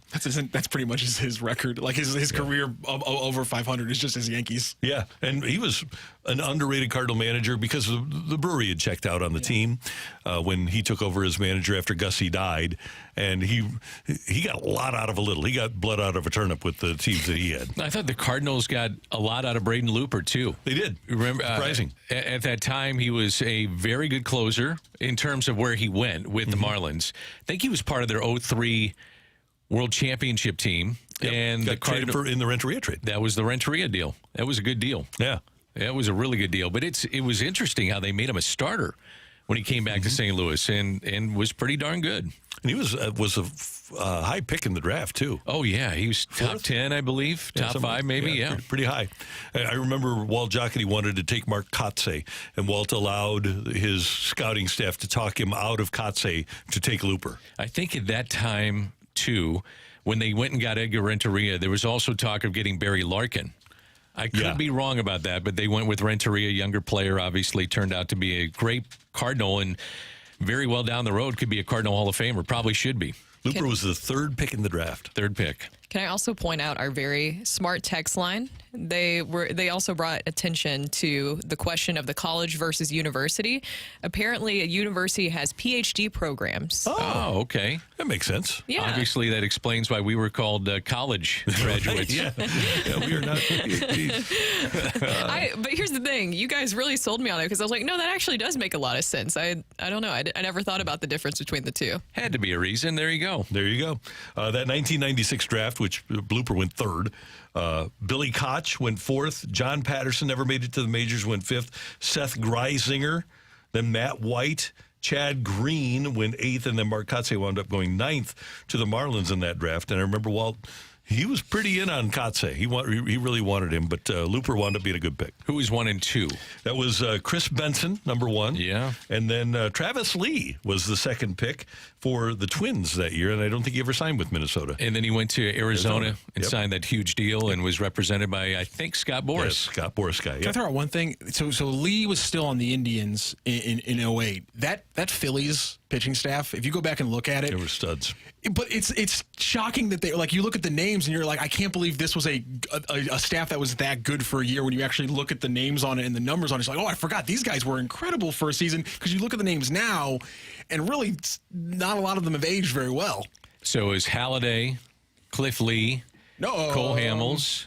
Not in 08. Oh, in 08. In 08, it was Hamels, Moyer, 10 and 13 Brett Myers, 11 and 9 23-year-old Kyle Kendrick, Adam Eaton, Joe Blanton, and then they had a killer bullpen: Brad Lidge, Chad Durbin, Ryan Madsen, Clay Conroy, and J.C. Romero. But I mean, that's just not like the power you would expect from a team that played the way they did. I was thinking the 2011 rotation. That was awfully good. Though, burned through a World Series with that with that group.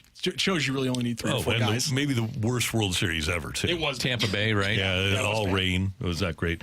By the way, Jamie Moyer, 16-7 with that team. Yep. With at the age of 57. Yeah, through 196 innings.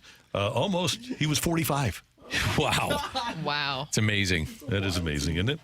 Coming up next year on 101 ESPN, are the Cardinals making a mistake by not calling up Ivan Herrera now? That's next on 101 ESPN.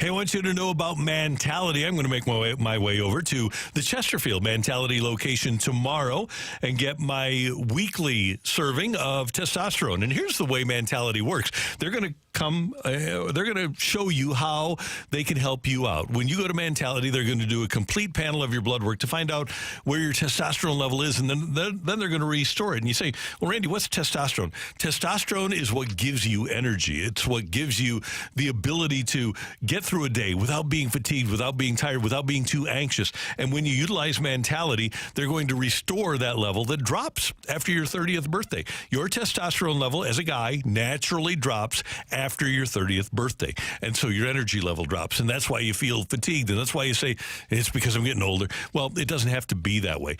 Get to Mentality. They're going to work with your insurance company to keep your out-of-pocket expenses very low. You can get started at lowtusa.com. Find out what they do to help you at Mentality at lowtusa.com.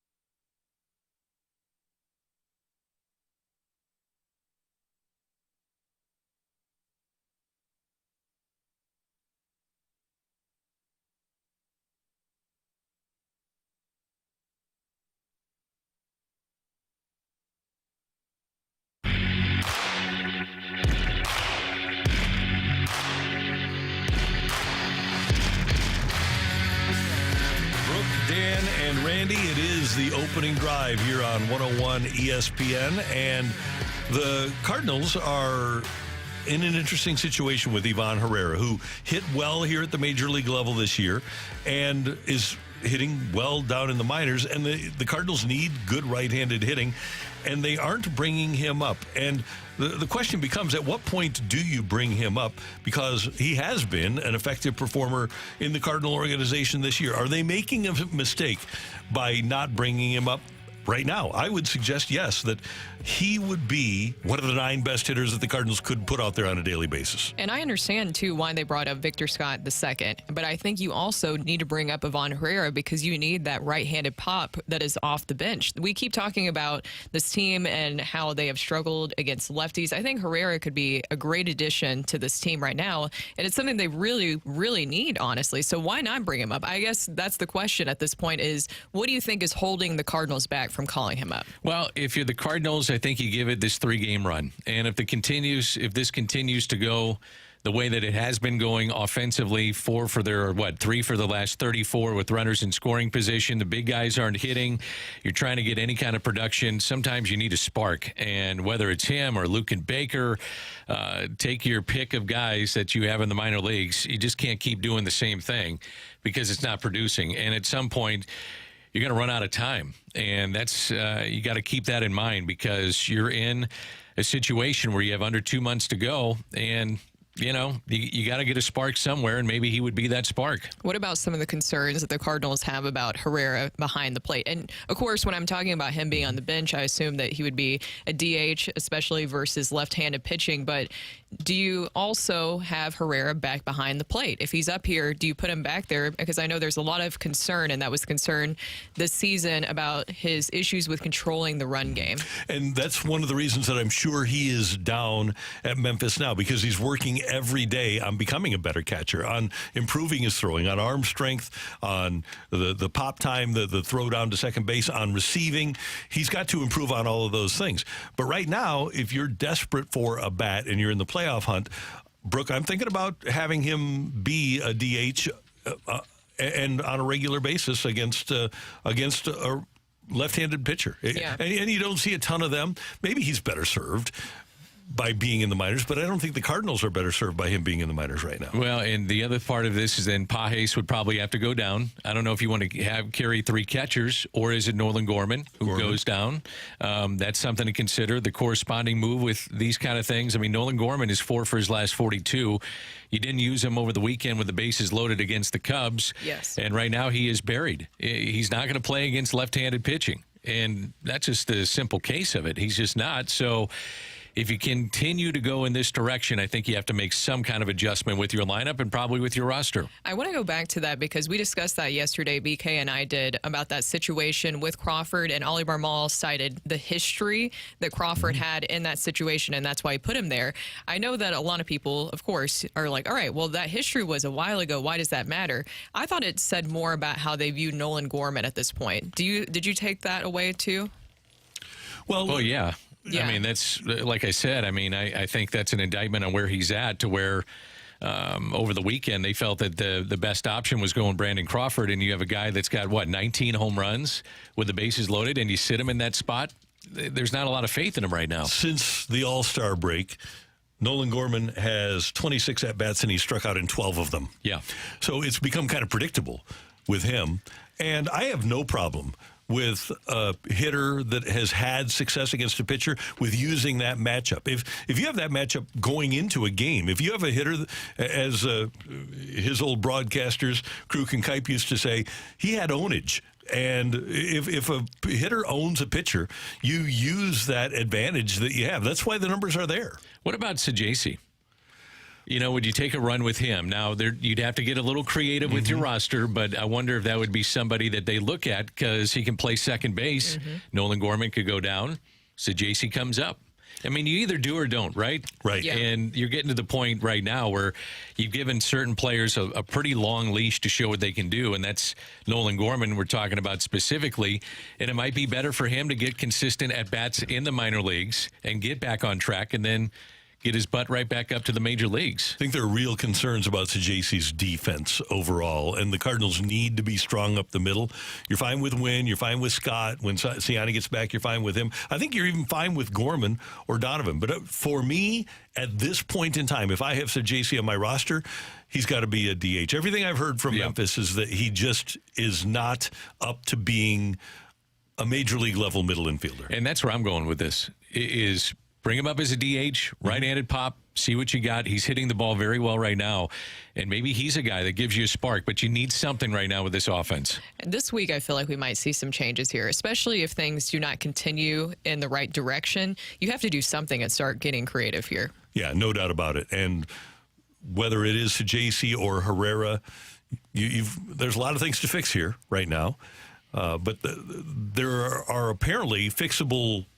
There are tools to fix the problems down in the minors. So why not get them up here? So are you comfortable then with Contreras being your everyday catcher? Because you can't have Herrera catching multiple games during the week. You just can't. No. I mean, the teams are going to run wild on him. So if I'm playing 5 games or 6 games a week and I have Contreras catching 5, I'm okay with that right now. I am too. I mean, you may be forced into that situation. Maybe uncomfortable, but that's what he's supposed to do. Yeah. So put him behind the plate. Yeah. Why not? At this point, do it. Yeah. That's Brooke. That's Dan. I'm Randy. Coming up here on 101 ESPN, we've got our rush hour reset. Cardinals, they've gone a while without scoring a run. Let's get one tonight against Tampa. We've got some bad news for you, though, about that. That's next time, 101 ESPN.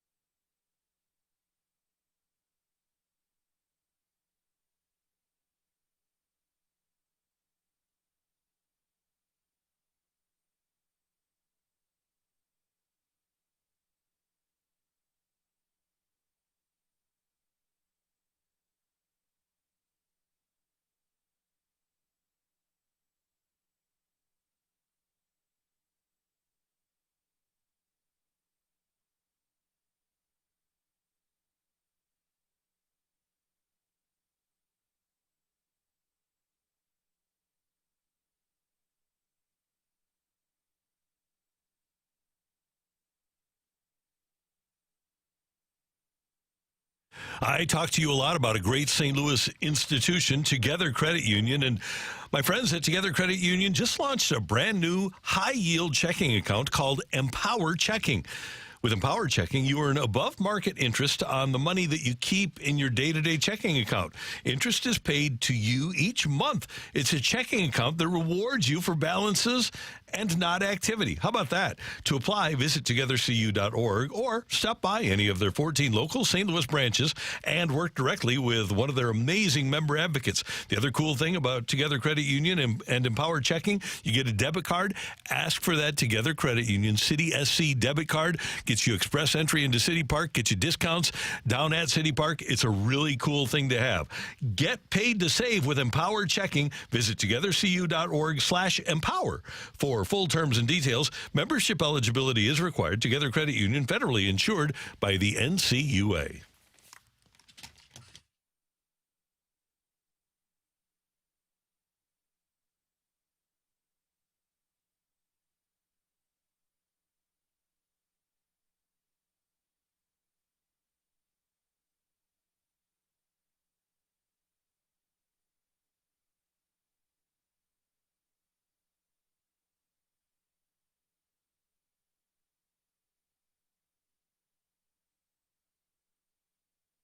Stories of the day on the opening drive with a Rush Hour Reset.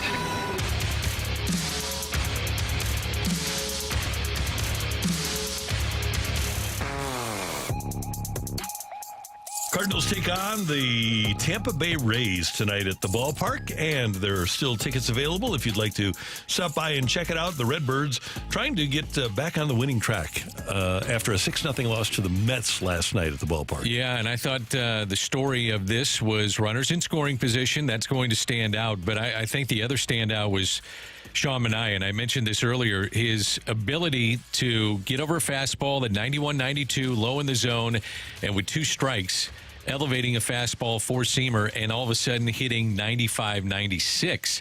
And guys couldn't catch up. It was a different eye angle. Velocity was very good. And 7, 8, and 9 doing damage for the Mets in their lineup. McNeil, Alvarez, Bader goes 6 for 12. And with 2 strikes, they were a difference maker. And when Taylor gets the double, it was like the air was let out of the stadium. And that cleared the bases. And at that point, the game, for all intents and purposes, was over. Sean Manaea really was able to handle the Cardinals. And he was able to handle the big 4 right-handed hitters for the Cardinals lineup. Tommy Pham, Contreras, Goldschmidt, and Arenado were combined 2 of 12 off of Sean Manaea. So a lot of struggles there. And things don't get any easier because you have the Rays coming in. Randy, you teased this in early. It's going to be another left-handed pitcher for the Cardinals, which they struggle against, obviously, this season. Jeffrey Springs does not have good numbers this year. He went on the IL last year with Tommy John surgery for Tampa. But at the beginning of last year and the year before last, he was a guy that they looked at as a stud, like right there, 1-2 with Shane McClanahan. Springs was with the 2022 Rays, 9-5 with a 2.46, made 25 starts in 135 and a third innings. He struck out 144. Then last year was off to a good start, 2-0 with an 0.56 before he went on the IL. Jeffrey Springs is a tough left-handed pitcher, and the Cardinals will have their hands full with him tonight if he is approaching his former form. Very interesting statistic here. For all of our talk about the Cardinals' struggles against left-handed pitching, and it's real. It's real. There's no doubt about that. But with Manaea's win last night, the Cardinals are 17-16 against left-handed starters. Isn't that something? It doesn't feel like it. It doesn't feel like it, does it? No. I guess it shows you in baseball, though, you can have a little luck along the way, you know, and those numbers are glaring against left-handed pitching. I mean, they're in the bottom 3, bottom 2 of all Major League Baseball, all of it.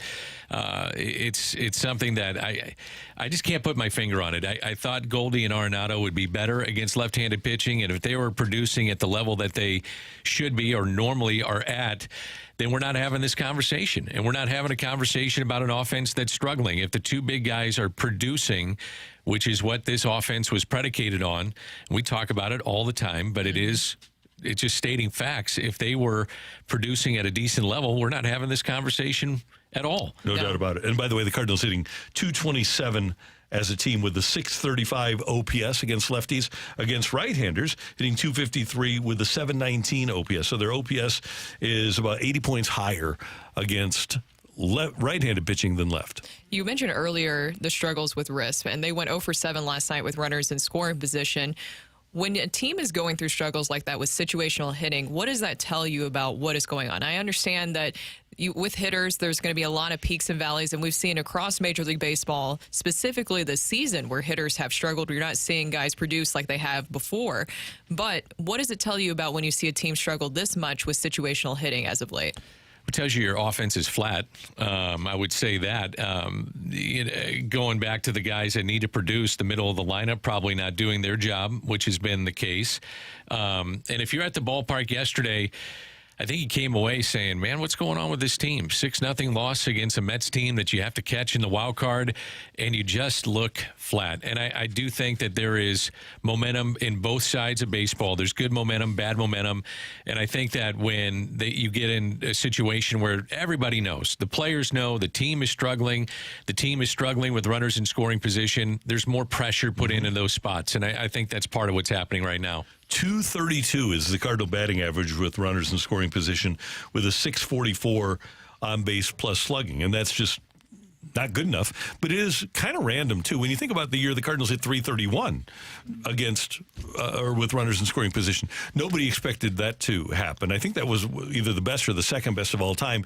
It is at times random, and what happens is players rise to their level normally with runners in scoring position, and the Cardinals hitters just aren't great this year. So you ask the question then, what does the team need to do? And that to me is playing maybe a little bit more small ball, getting guys in action, hit and run, just try anything to jumpstart your offense. And sometimes when you do that, it does propel your offense. It takes the pressure off those situations where you have runners in scoring position, and if you get guys that are moving and constant moving and trying to steal bases, little things like that can help a team. And you have Sonny Gray on the mound tonight for the Cardinals. We mentioned this earlier, and Dan, you have the stat that it was around mid-June. What is the starter's ERA since around that point? It's over 5 since June 18th. You definitely need a lot more from your starters, and that's a part of this conversation as well. Of we talk about the hitters as situational hitting, but you need more from the starting rotation moving forward.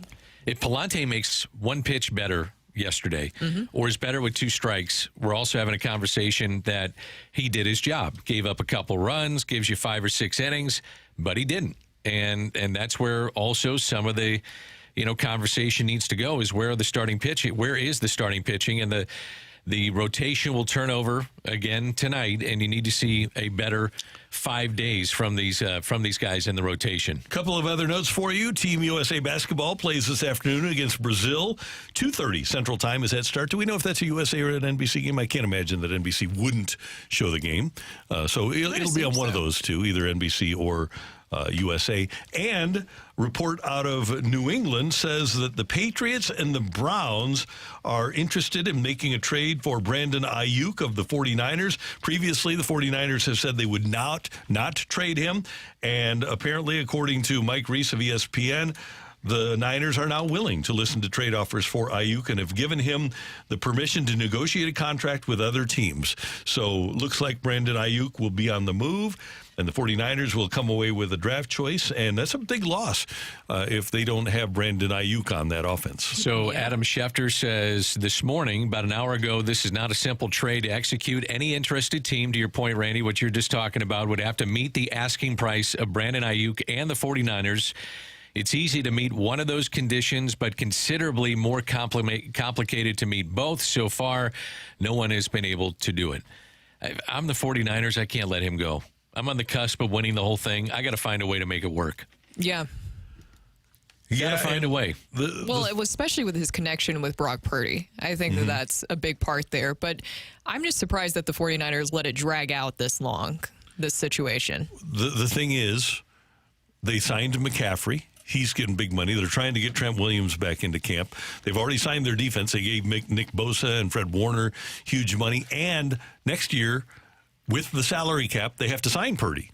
So where somebody's got to go, and Debo is actually under market value with his deal, and Ayuk wants to be paid like Jefferson and Hill and those guys.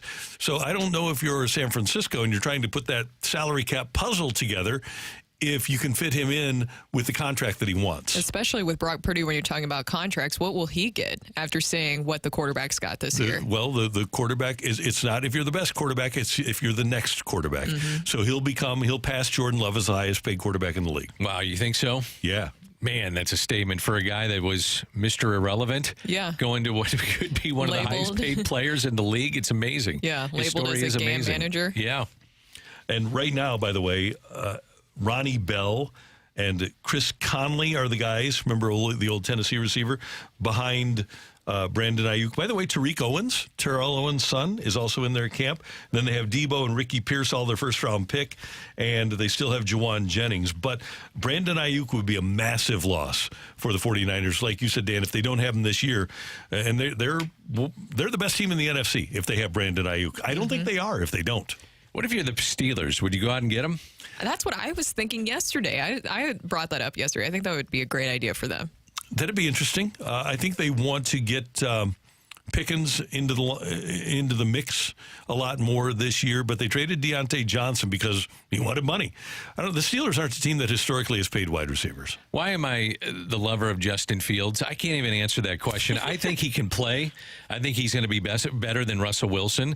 And I think before it's all said and done, he'll be the number one for the Pittsburgh Steelers. I would think by the start of October, we'll see Fields as their starter. So start with Russ. Tell him he's the number one. Start giving Fields some reps with the number one offense and then move him in. Yeah. I like that idea. All right. Steelers that makes country. Let's ride. Steelers country. That's my team. I like the Steelers. Always liked the Steelers when I was a kid. Oh, the Steel Curtain? Yeah. Absolutely. Just seem to do things right. Yeah. Always in the playoffs. Yeah, they're a great organization. You should be a Steeler fan. All right, thank you. I am. Even though we have removed the Steelers golf bag from the office. Why is that? Because CD isn't here CD anymore. isn't on the show okay. anymore. And I was a big fan of CD. Me too. Yeah. CD's a great guy to use on Immaculate Grid for football. Yeah, he is. He showed up a couple of times for you? Yeah. Good. So we're replacing the Steelers bag. We're going Arizona Cardinals. Oh, really? I like that too. Yeah. Yeah, we're going on that half of the room. You guys can. This half of the room has had a team for my entire life. I know that's totally fair. I get that. It was debated. Yeah, I was born and raised Titans fan. So what if the Titans play the Cardinals in the Super Bowl? Yeah, that would. That's going to happen. So why are you going? There's people out there going. Why are you going with the Cardinals golf bag? Childhood team, and so Amsinger and I are both in on the Cardinals because nobody can accuse us of being bandwagon jumpers. What's going on with Marvin Harrison Jr.? He's going to be awesome. That's the guy I wanted in the draft. Yeah, more than anybody. I love him. Yeah, I think he's a stud. They'll be better. Jonathan Gannon is a good coach. Kyler apparently is bought in and is exhibiting leadership skills. They've got some good things going with He's away from the video games? Yeah. I'm just kidding. Sorry, I had to bring that up. I'm sorry. That's fun. Coming up next on 101 ESPN, speaking of the NFL, we've got some other NFL news and notes for you here on the opening drive on 101 ESPN. It's time for a DraftKings at Casino Queen Redbird report on 101 ESPN. Brooke Grimsley here for your Redbird report. The Cardinals fall flat in their makeup game against the Mets yesterday. They were shut out 6-0. They went 0 for 7 with runners in scoring position. Andre Palante gave up 5 runs, 5 hits, and 2 wild pitches in 4+ innings. Newly traded former Cardinal Dylan Carlson and the Tampa Bay Rays will be in town to open a 3-game series starting tonight. Sonny Gray will start for the Cardinals, and Jeffrey Springs, another left-hander, is scheduled to start for the Rays. First pitch is at 6:45. The Redbird report is presented by DraftKings at Casino Queen. Play, stay, dine at DraftKings at Casino Queen.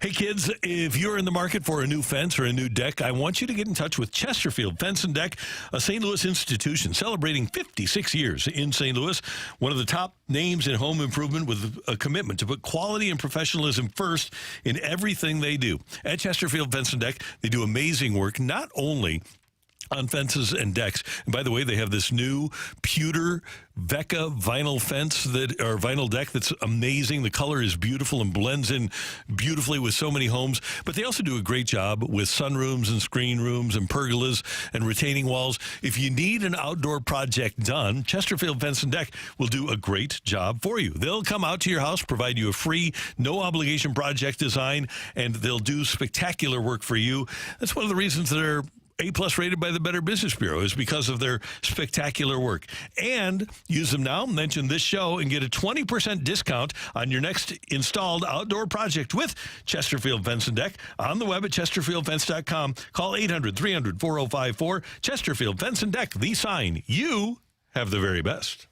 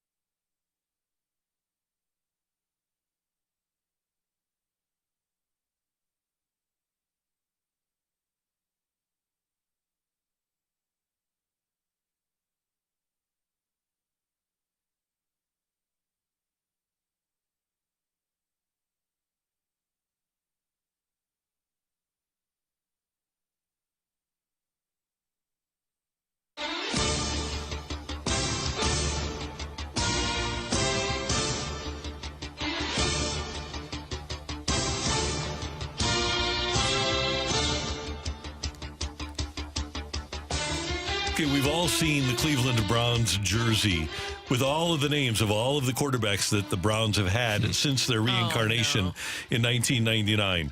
Brooke Grimsley, we got to ask you, does it negatively affect your day-to-day life that your favorite football team, the Tennessee Titans, has been through a litany of bad to mediocre quarterbacks since Steve McNair departed? Yes, it's kind of a running joke at this point. Mm-hmm.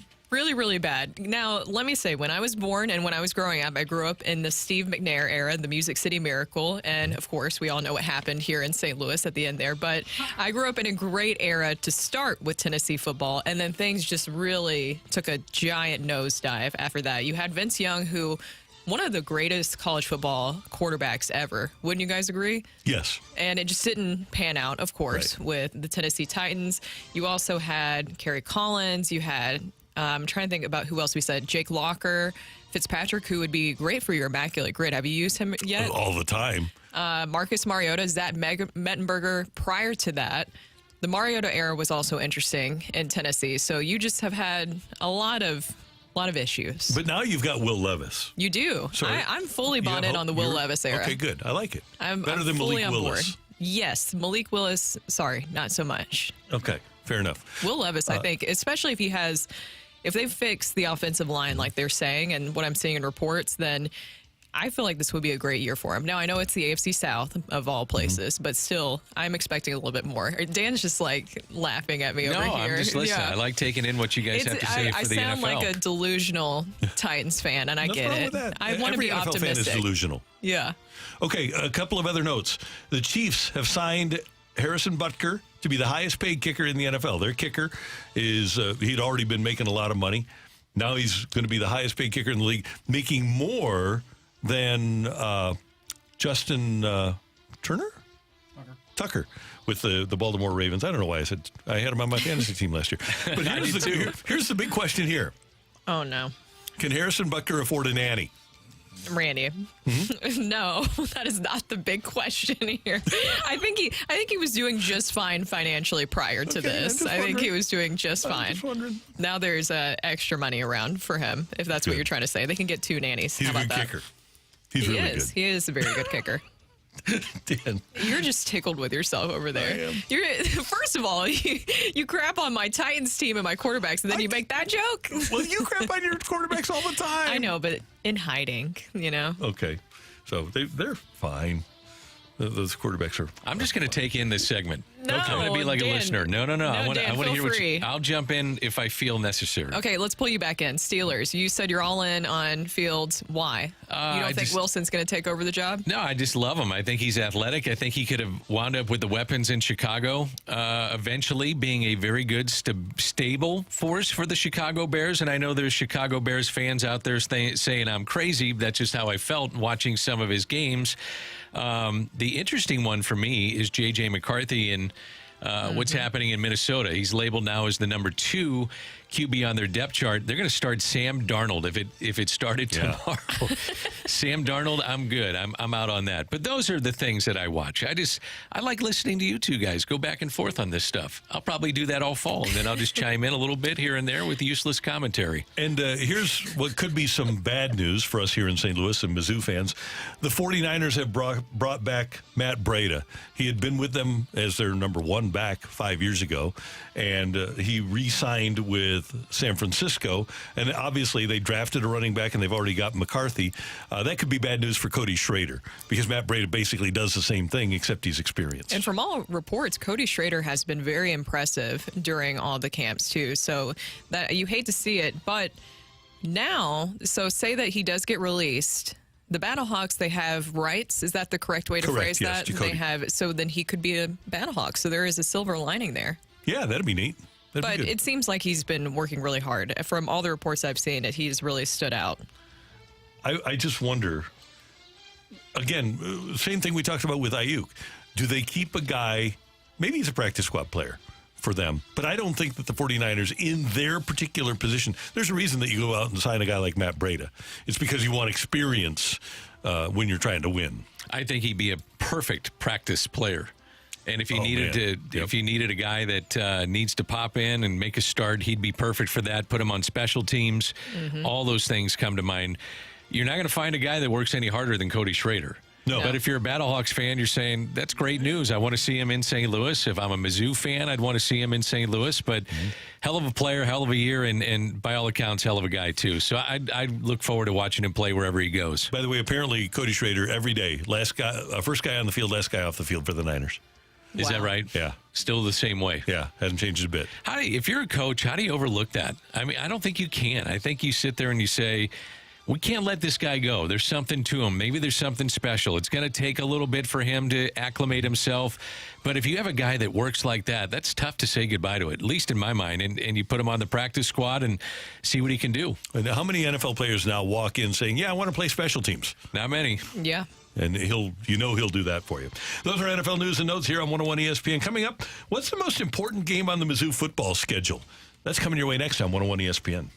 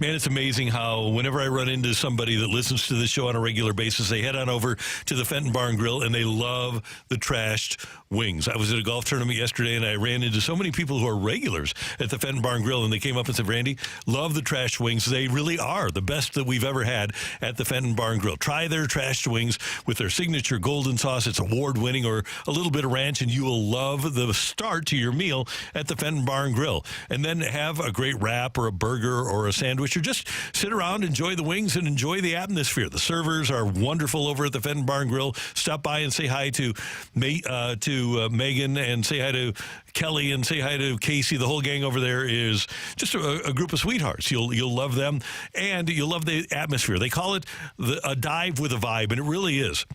It's a great vibe there. Great sports, great conversation, fun people. Doesn't get any better than the Fenton Bar and Grill. For lunch, maybe a little bit after golf, maybe a happy hour or dinner. You'll love the food. You'll love the atmosphere at the Fenton Bar and Grill, 2 minutes away from the soccer park in Fenton. When you go, tell them Randy sent you.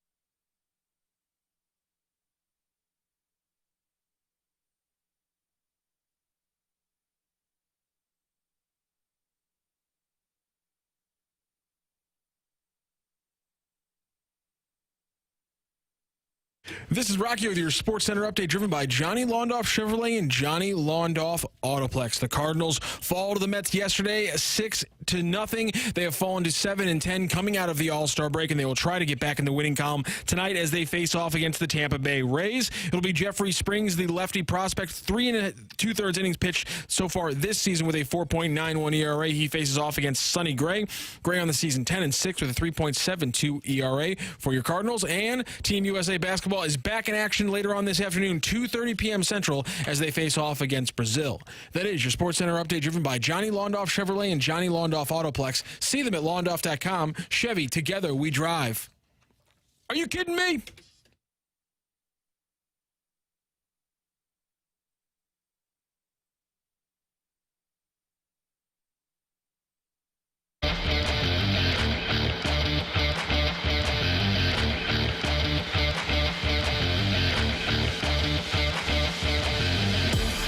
What do you guys think of Mizzou being a 47.5-point favorite in their opener against Murray State coming up on August 29th at Faurot Field? That's a Thursday night game, by the way, on the SEC Network. 47.5. I believe that's the line. Yes, sir. Seems pretty low, huh? No, they should. I don't know. No, it'll be closer than that. Take Murray State in the points in that one. For sure. I'm at 47.5. Yeah. That's a lot. Yeah. That is. And then Mizzou plays Buffalo at home, and then they play BC at home. BC's always a threat, but Missouri, especially with the new coach, Mark Hafley left BC because of the issues with NIL that they're having. That should be a win. Then you get Vanderbilt, so you should be 4-0 going into the game at Texas A&M. You talk about important games, guys. That game at Texas A&M is really scary for me. That's the one, too. Going on the road, the 12th man, tough place to play.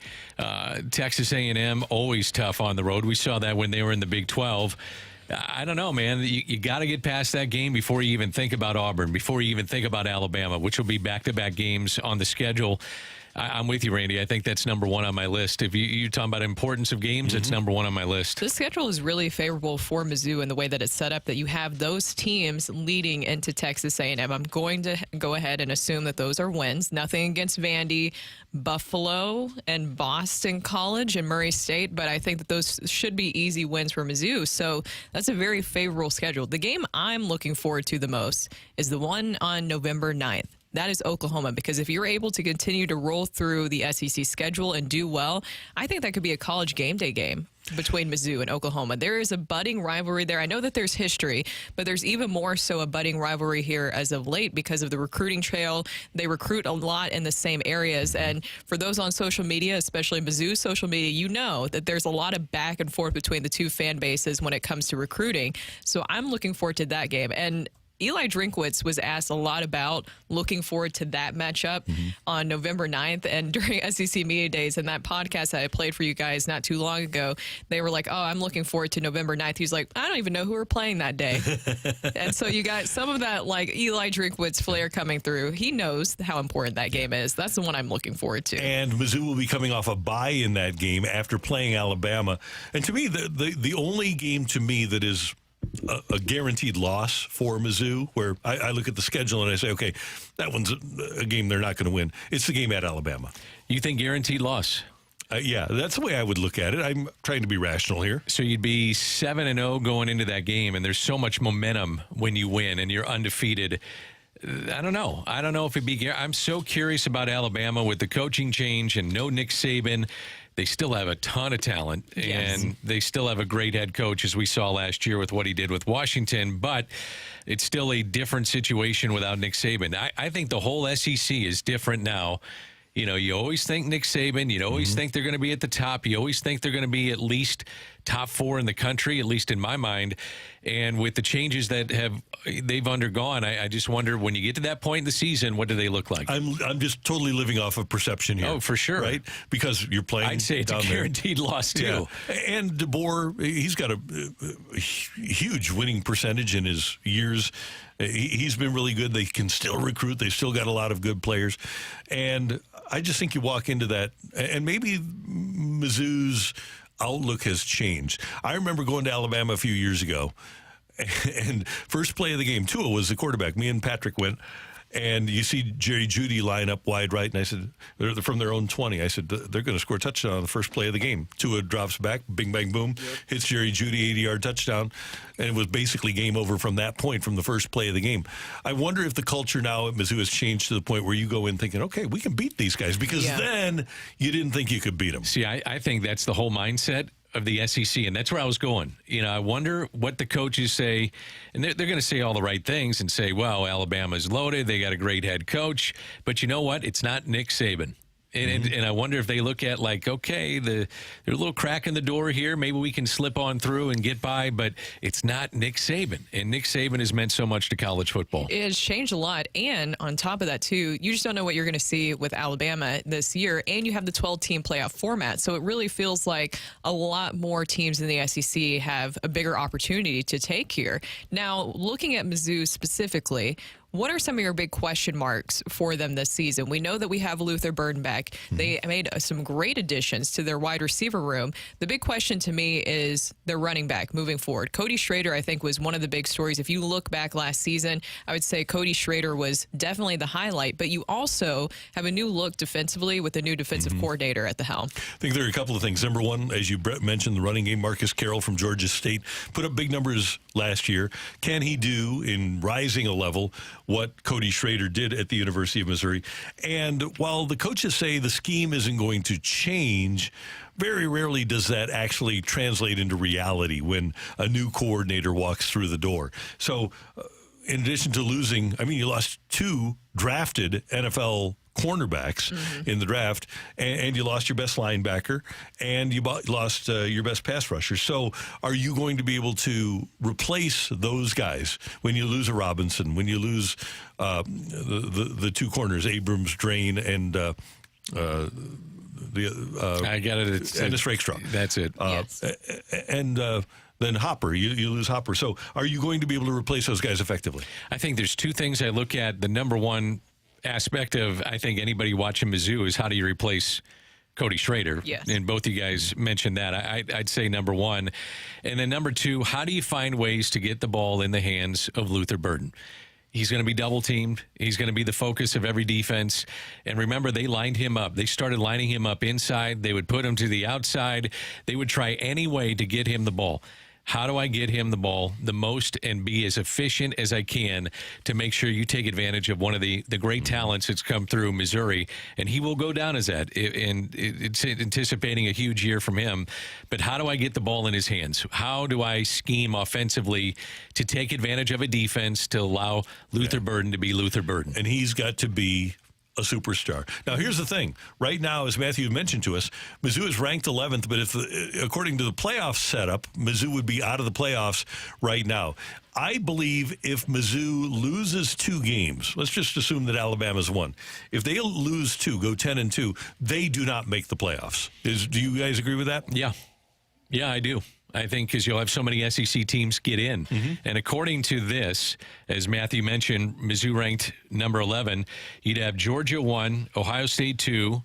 Let's see, Florida State. Then is it Utah, I think? Not Utah. Can't be Utah. Who is that number 4? Utah in the Big 12. I think they'll win the Big 12. Yeah, that's Utah because the conference champions get the bye. So Utah, who's ranked 13th, would be the 4 seed. And Florida State, by the way, ranked 10th, would be the 3 seed because, again, the conference champs take those top 4 spots. You got Oregon, Ole Miss, Notre Dame, Memphis, Penn State, Texas, Alabama, Michigan. That would be your top 12. Because you can't forget, the highest-ranked Group of 5 conference champion gets an automatic bid. Yep. So a non-ranked Memphis right now jumps all the way up to 12 and knocks Mizzou out, as does, again, a number 13-ranked Big 12 champion. I'm actually really looking forward to. I know that there's been some controversy. I think a lot of people are now enjoying the idea more of the 12-team playoff. Just looking at this, I can see so much parity that you're going to see in college football this year. I know that there always has been that, but now even more so with the addition of these other teams in the playoff format. No doubt about it. It'll make it so much more fun because you have so many more teams with a legit opportunity to make the playoffs. So, Brooke, you've got Oklahoma as the game that is the most important one on the schedule. That's the one for me. And then we've got Texas A&M at Texas A&M. Sets the tone, Randall. October 5th, 11 o'clock game, and we don't have a network yet for that one. I'm guessing that'll be an ESPN tilt. Yep. However, you don't think, let's say Mizzou's 10-2. Let's say Bama's 10-2. Let's say OU is 10-2. And let's just say in different scenarios that one of Mizzou's win is over Bama or OU. Do you think Mizzou would get ranked below those guys? Do you think the blue blood mentality would really take Mizzou out this season? Absolutely. Damn, don't you think, sucks. though, it also depends on the other loss? It does depend on the other loss. And that's the thing. Is my theory of this is that this is going to be a lot more like basketball where people are going to start grading wins and losses a lot more heavily, and style points, how much you win by, how much you lose by, are going to become an even bigger factor than they've been the last few years. So we get to have another debate. Yes. Mm-hmm. Yeah, it just gets bigger. Yeah. No. It never. I like it. Never goes away. Coming up, we've got rock and roll for you as we head down the stretch on this edition of the Opening Drive on 101 ESPN.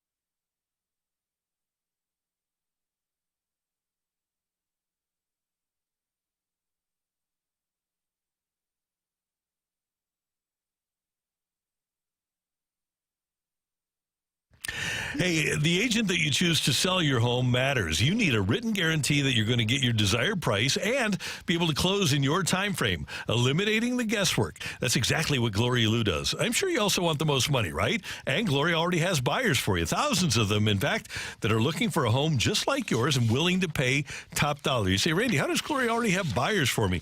It's really interesting. She can guarantee the sale of your home because over 20 years, she's put together a database of buyers that are looking to buy in your neighborhood and in your price range. And that's how Gloria will net you the most money and create the highest demand, many times with multiple offers, and that means more money in your pocket.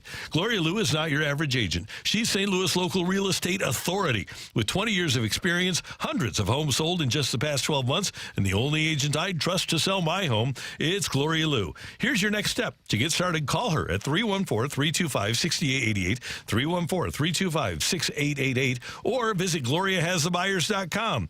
As always, Gloria and seller must agree on price and possession date. To learn more, visit GloriaHasTheBuyers.com.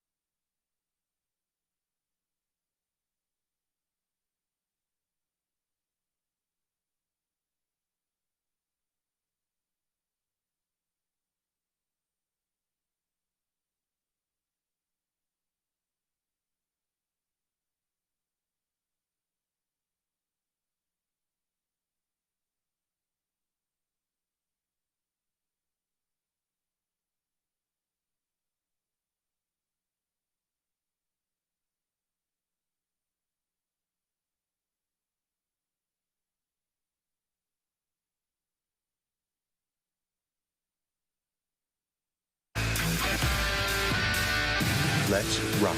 Let's rock today.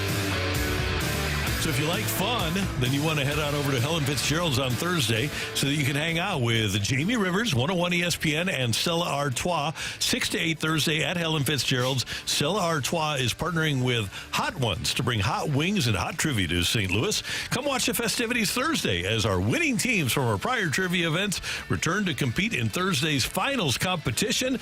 Enjoy some free Stella Artois sampling and your chance at attendance prizes while you're there.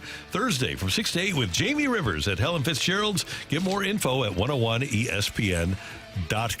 And we have your chance to win a pair of lawn tickets to see Green Day with special guest Rancid next Thursday, August 15th at Hollywood Casino Amphitheater. A limited amount of tickets remain for the show. You can find all the details you want at 101ESPN.com and a bonus chance to register to win tickets to Green Day today. But you can text in to win free tickets to Green Day now at 314-399-9646. And hopefully you can win the tickets and say, I was there. I'm sorry, Brooke, I messed up, didn't I? 314-399-9646, 314-399 yo-ho, and answer the question. And here's the thing: when you pack, and maybe I don't know if you can even do tailgating at the Hollywood Casino Amphitheater parking lot, but pack your stuff in dry ice, and hopefully when you drive there, you aren't driving down the Boulevard to Broken Dreams.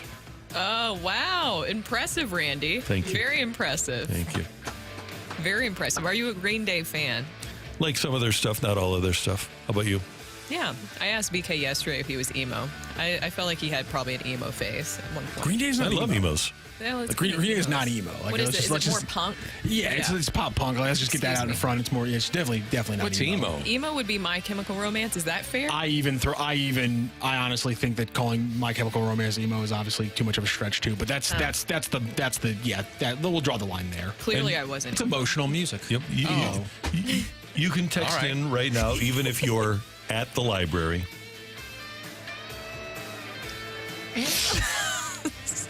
You ready for the trivia question? Ready for the trivia question. All right, our trivia question is this. We found out earlier in the fight that the MVP of the NLCS and the World Series back in 2008 was Cole Hamels. It wasn't a very good World Series, so people might not remember it very well, so it makes for a good trivia question.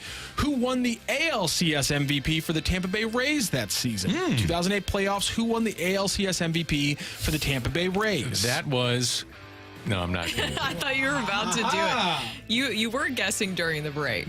My guess on everything's Bob Gibson. Yes. After he comes out with him, I just go Bob Gibson. He guessed Bob Gibson today on number 1 with Braden Looper, and I was like, well, not really. Very different answer, unfortunately. And this is a difficult question, not an easy question. If you can't answer this question, that doesn't automatically make you an American idiot. You're cruising right now. Speaking of legendary recording artist, Pete Thamel just tweeted out a few minutes ago some breaking news.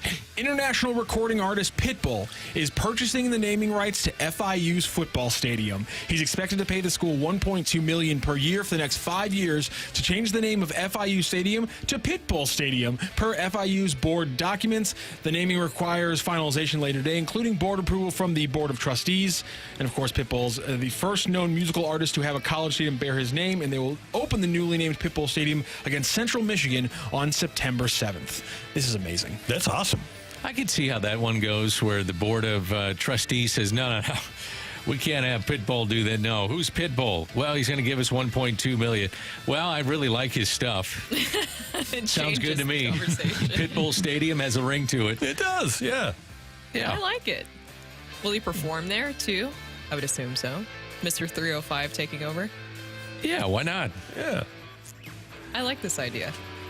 We got some people on the text line that got the trivia question right. I'm not surprised because they're all brilliant and very smart when it comes to sports, but that is a good one. Dustin Pedroia is not one of the answers. No, not. Dustin Pedroia? Would be a great Boston Red Sox. I didn't remember his Rays run there, but yeah, sure. Dustin Pedroia. That sounds good. That'd be actually hilarious.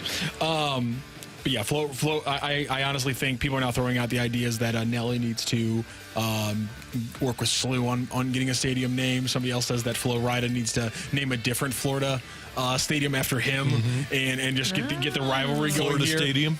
That's what people would get it wrong. They'd say, Florida Stadium.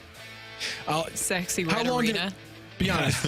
How long did it take you? There's our play right there. Yeah. How long did it take you after seeing Flo Rida and being like, oh, Florida? Because it took me years. No. As a child. I saw Flo Rida and I was like, yeah, that's his name. And then 10 years later, I was like, oh, he's from Florida. I get it now. Yeah. Hey, he's made a lot of money. He won a lawsuit against Celsius because they used to use him for promos when they were first starting out and he wasn't compensated. I guess he was supposed to get a certain part of the equity and they didn't give it to him. So he made a lot of money off of Celsius. So he could go purchase some stadiums. I'm not good at those moments. It took me a really long time to figure out what Will.i.am's first name was. Oh. William.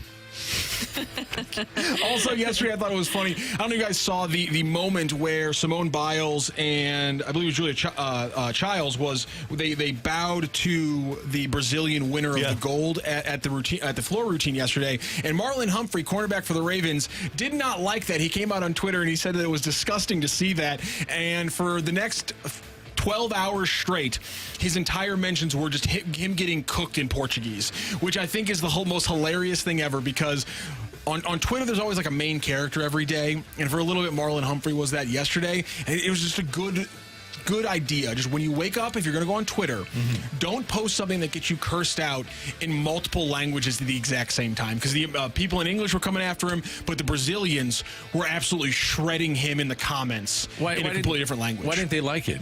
I have no idea why Marlon Humphrey didn't like it, but he said he was disgusted by it. I think it was because it was two American athletes who were quote unquote bowing to a Brazilian athlete, but it was like she came back from 3 ACL tears, I think, to compete in this Olympics. She won silver, against Biles a couple times in previous events this Olympics, and so she's able to leg out and beat Biles by, I think it was .033 was the difference between her gold and Biles' silver, and they were appreciating an incredible competitor who they obviously know very well and have gotten to know over years of competing in specifically maybe this Olympics. I don't know why Marlon Humphrey was bothered by it, but it was a weird reaction, and he got cooked. So you're telling me that Marlon Humphrey is not going to win a Musial Award? No, he is not. I don't think so. Quite the opposite. What would be the anti-Musial Award? Yeah. The what? What? What would be the anti-musial? I'm trying to think of a guy who was a little bit more gruff. Yeah, the Barry. The Barry, yeah, that's better. Yeah. The Ty Cobb. Oh, yeah, there you go. Oh, there you go. Also, it's Jordan, not Julia. Jordan Childs. But you were thinking of Julia Childs. Yeah, I was thinking Julia Childs, which was a great chef. throwback. Also, it's France. I got France on the name. Yeah. I got France on the brain. Sorry, it's Jordan? It's Jordan. Jordan Childs, not Julia Childs, which I think is... Julia Child, yeah. Which is the famous cook. Yeah. Great throwback. I love Julia. I did it on accident because I was like, I know it's Childs, but I'm like, what the hell is her first name? I did Randy earlier when he was going on Justin and Tucker and Turner. So anyway, I thought it was cool, and I liked Marlon Humphrey get cooked. That was just kind of ridiculous. Maybe he was just kind of rage baiting a little bit there, and I do understand. He's showing he's hyper competitive and all the different kind of stuff, but I like the story behind it. I thought it was great that they did that for her. I think it was fun. Mm-hmm. What's wrong with Stan Kroenke Award? Also, it gave me well done, Randy. It gave me another pronunciation anger because her name is pronounced Andrade, but it's spelled Andrade. Andrade, but apparently you pronounce the second D with like a G sound. G, yeah, and Andrade. I have no idea how I'm supposed to keep up with all this stuff. Just don't worry about it. You're in America. Okay. So Andrade? Andrade. Okay, gotcha. Yeah. I wonder if he was offended like when the opposing... He might not have been around for the 1992 Dream Team when the opposing teams would ask for their autographs. And I hope Marlon Humphrey never does a jersey exchange. Oh, yeah, he can't do that. No. Also, the best thing was, if it wasn't in Portuguese, there were 1,000 people clipping off him getting torched in different games, absolutely just getting cooked on the field, and they were just flooding him. I mean, and to his credit, he came back out on Twitter and was like, "Oh man, I screwed up. I'm getting absolutely roasted by people in a different language that I don't even know right now." So he actually had some fun with it, but it was a weird tweet, and I thought the gesture was everything the Olympics is about, and I think there's been a lot of great moments of the Olympics, and it's been enjoyable, and I hope the last few days are fun. All right. Does the last 3 games in 5 days for the basketball team, so that would be Tuesday, Thursday, and is the final one on Saturday or Sunday? I think it's Sunday. By the way, I do hope that no Americans are bowing to Brazilians today. It was cool yesterday. Let's not do it today, though. Let's beat them. Let's beat them by 40 or 50. Yeah, there you go. Yeah, USA. What time is that game? 2:30. 2:30. Our time? That's when you usually have a dentist appointment. Yeah. 2:30. Oh, my 2:30. God. Randy. So bad. That was terrible. Was it really that bad? Everybody's laughing. Was it really that bad? Everybody's laughing. Thanks, Brooke, for playing along. Oh, man. Great job today by our producer. Yes, sir? Matt Garza is the correct answer, by the way. Oh, yeah. Matt Blanking. So, okay. I got to get... Why do I say Matt Blanking Garza? Can I do a 1-minute story? Can we allow the balloon party? Yeah, we good. Okay, so there's a football strike in 1987, and I'm producing football Cardinal games, and this is the movie The Replacements was based upon, these replacement players. The St. Louis Cardinals don't spend any money, and they just bring in replacement players. As a matter of fact, they have one guy... Their middle linebacker was a guy named Nico Noga, who wore number 57. They replaced him with his brother and gave his brother Noga number 57 also. So the quarterback for the St. Louis Cardinals was a guy named Sammy Garza, UTEP quarterback, who wound up being a scout in the NFL for the Cowboys. And after games, I had to go down and interview Coach Stallings for a thing on KMOX the next morning. And the 49ers owner, Edward DeBartolo, brought all of his players back. He paid them a bunch of money to come back. So Montana and Rice and all these guys crossed the picket line. The Cardinals don't have anybody crossing the picket line. So the Cardinals go to San Francisco and lose by 6, 34-28 or something. And Sammy Garza performs pretty well. Montana performs really, really well. And so I go down to Coach's office. He's close the door, Randy. I said, okay. And I said, man, that was impressive. You guys keeping the 49ers within 6 with what you had and what they had. Randy, tell me what you'd rather have as your quarterback. Would you rather have Joe Blank and because he didn't curse. Would you rather have Joe Blank and Montana or Sammy Blank and Garza? I said, well, I'd probably take Montana. Yeah. I think it's the only time I ever heard Coach curse. Well, he didn't curse, right? He did. No, he did. Oh. He was upset because Sammy Blank and Garza was his quarterback. So that's why I say Matt Blank and Garza. Okay.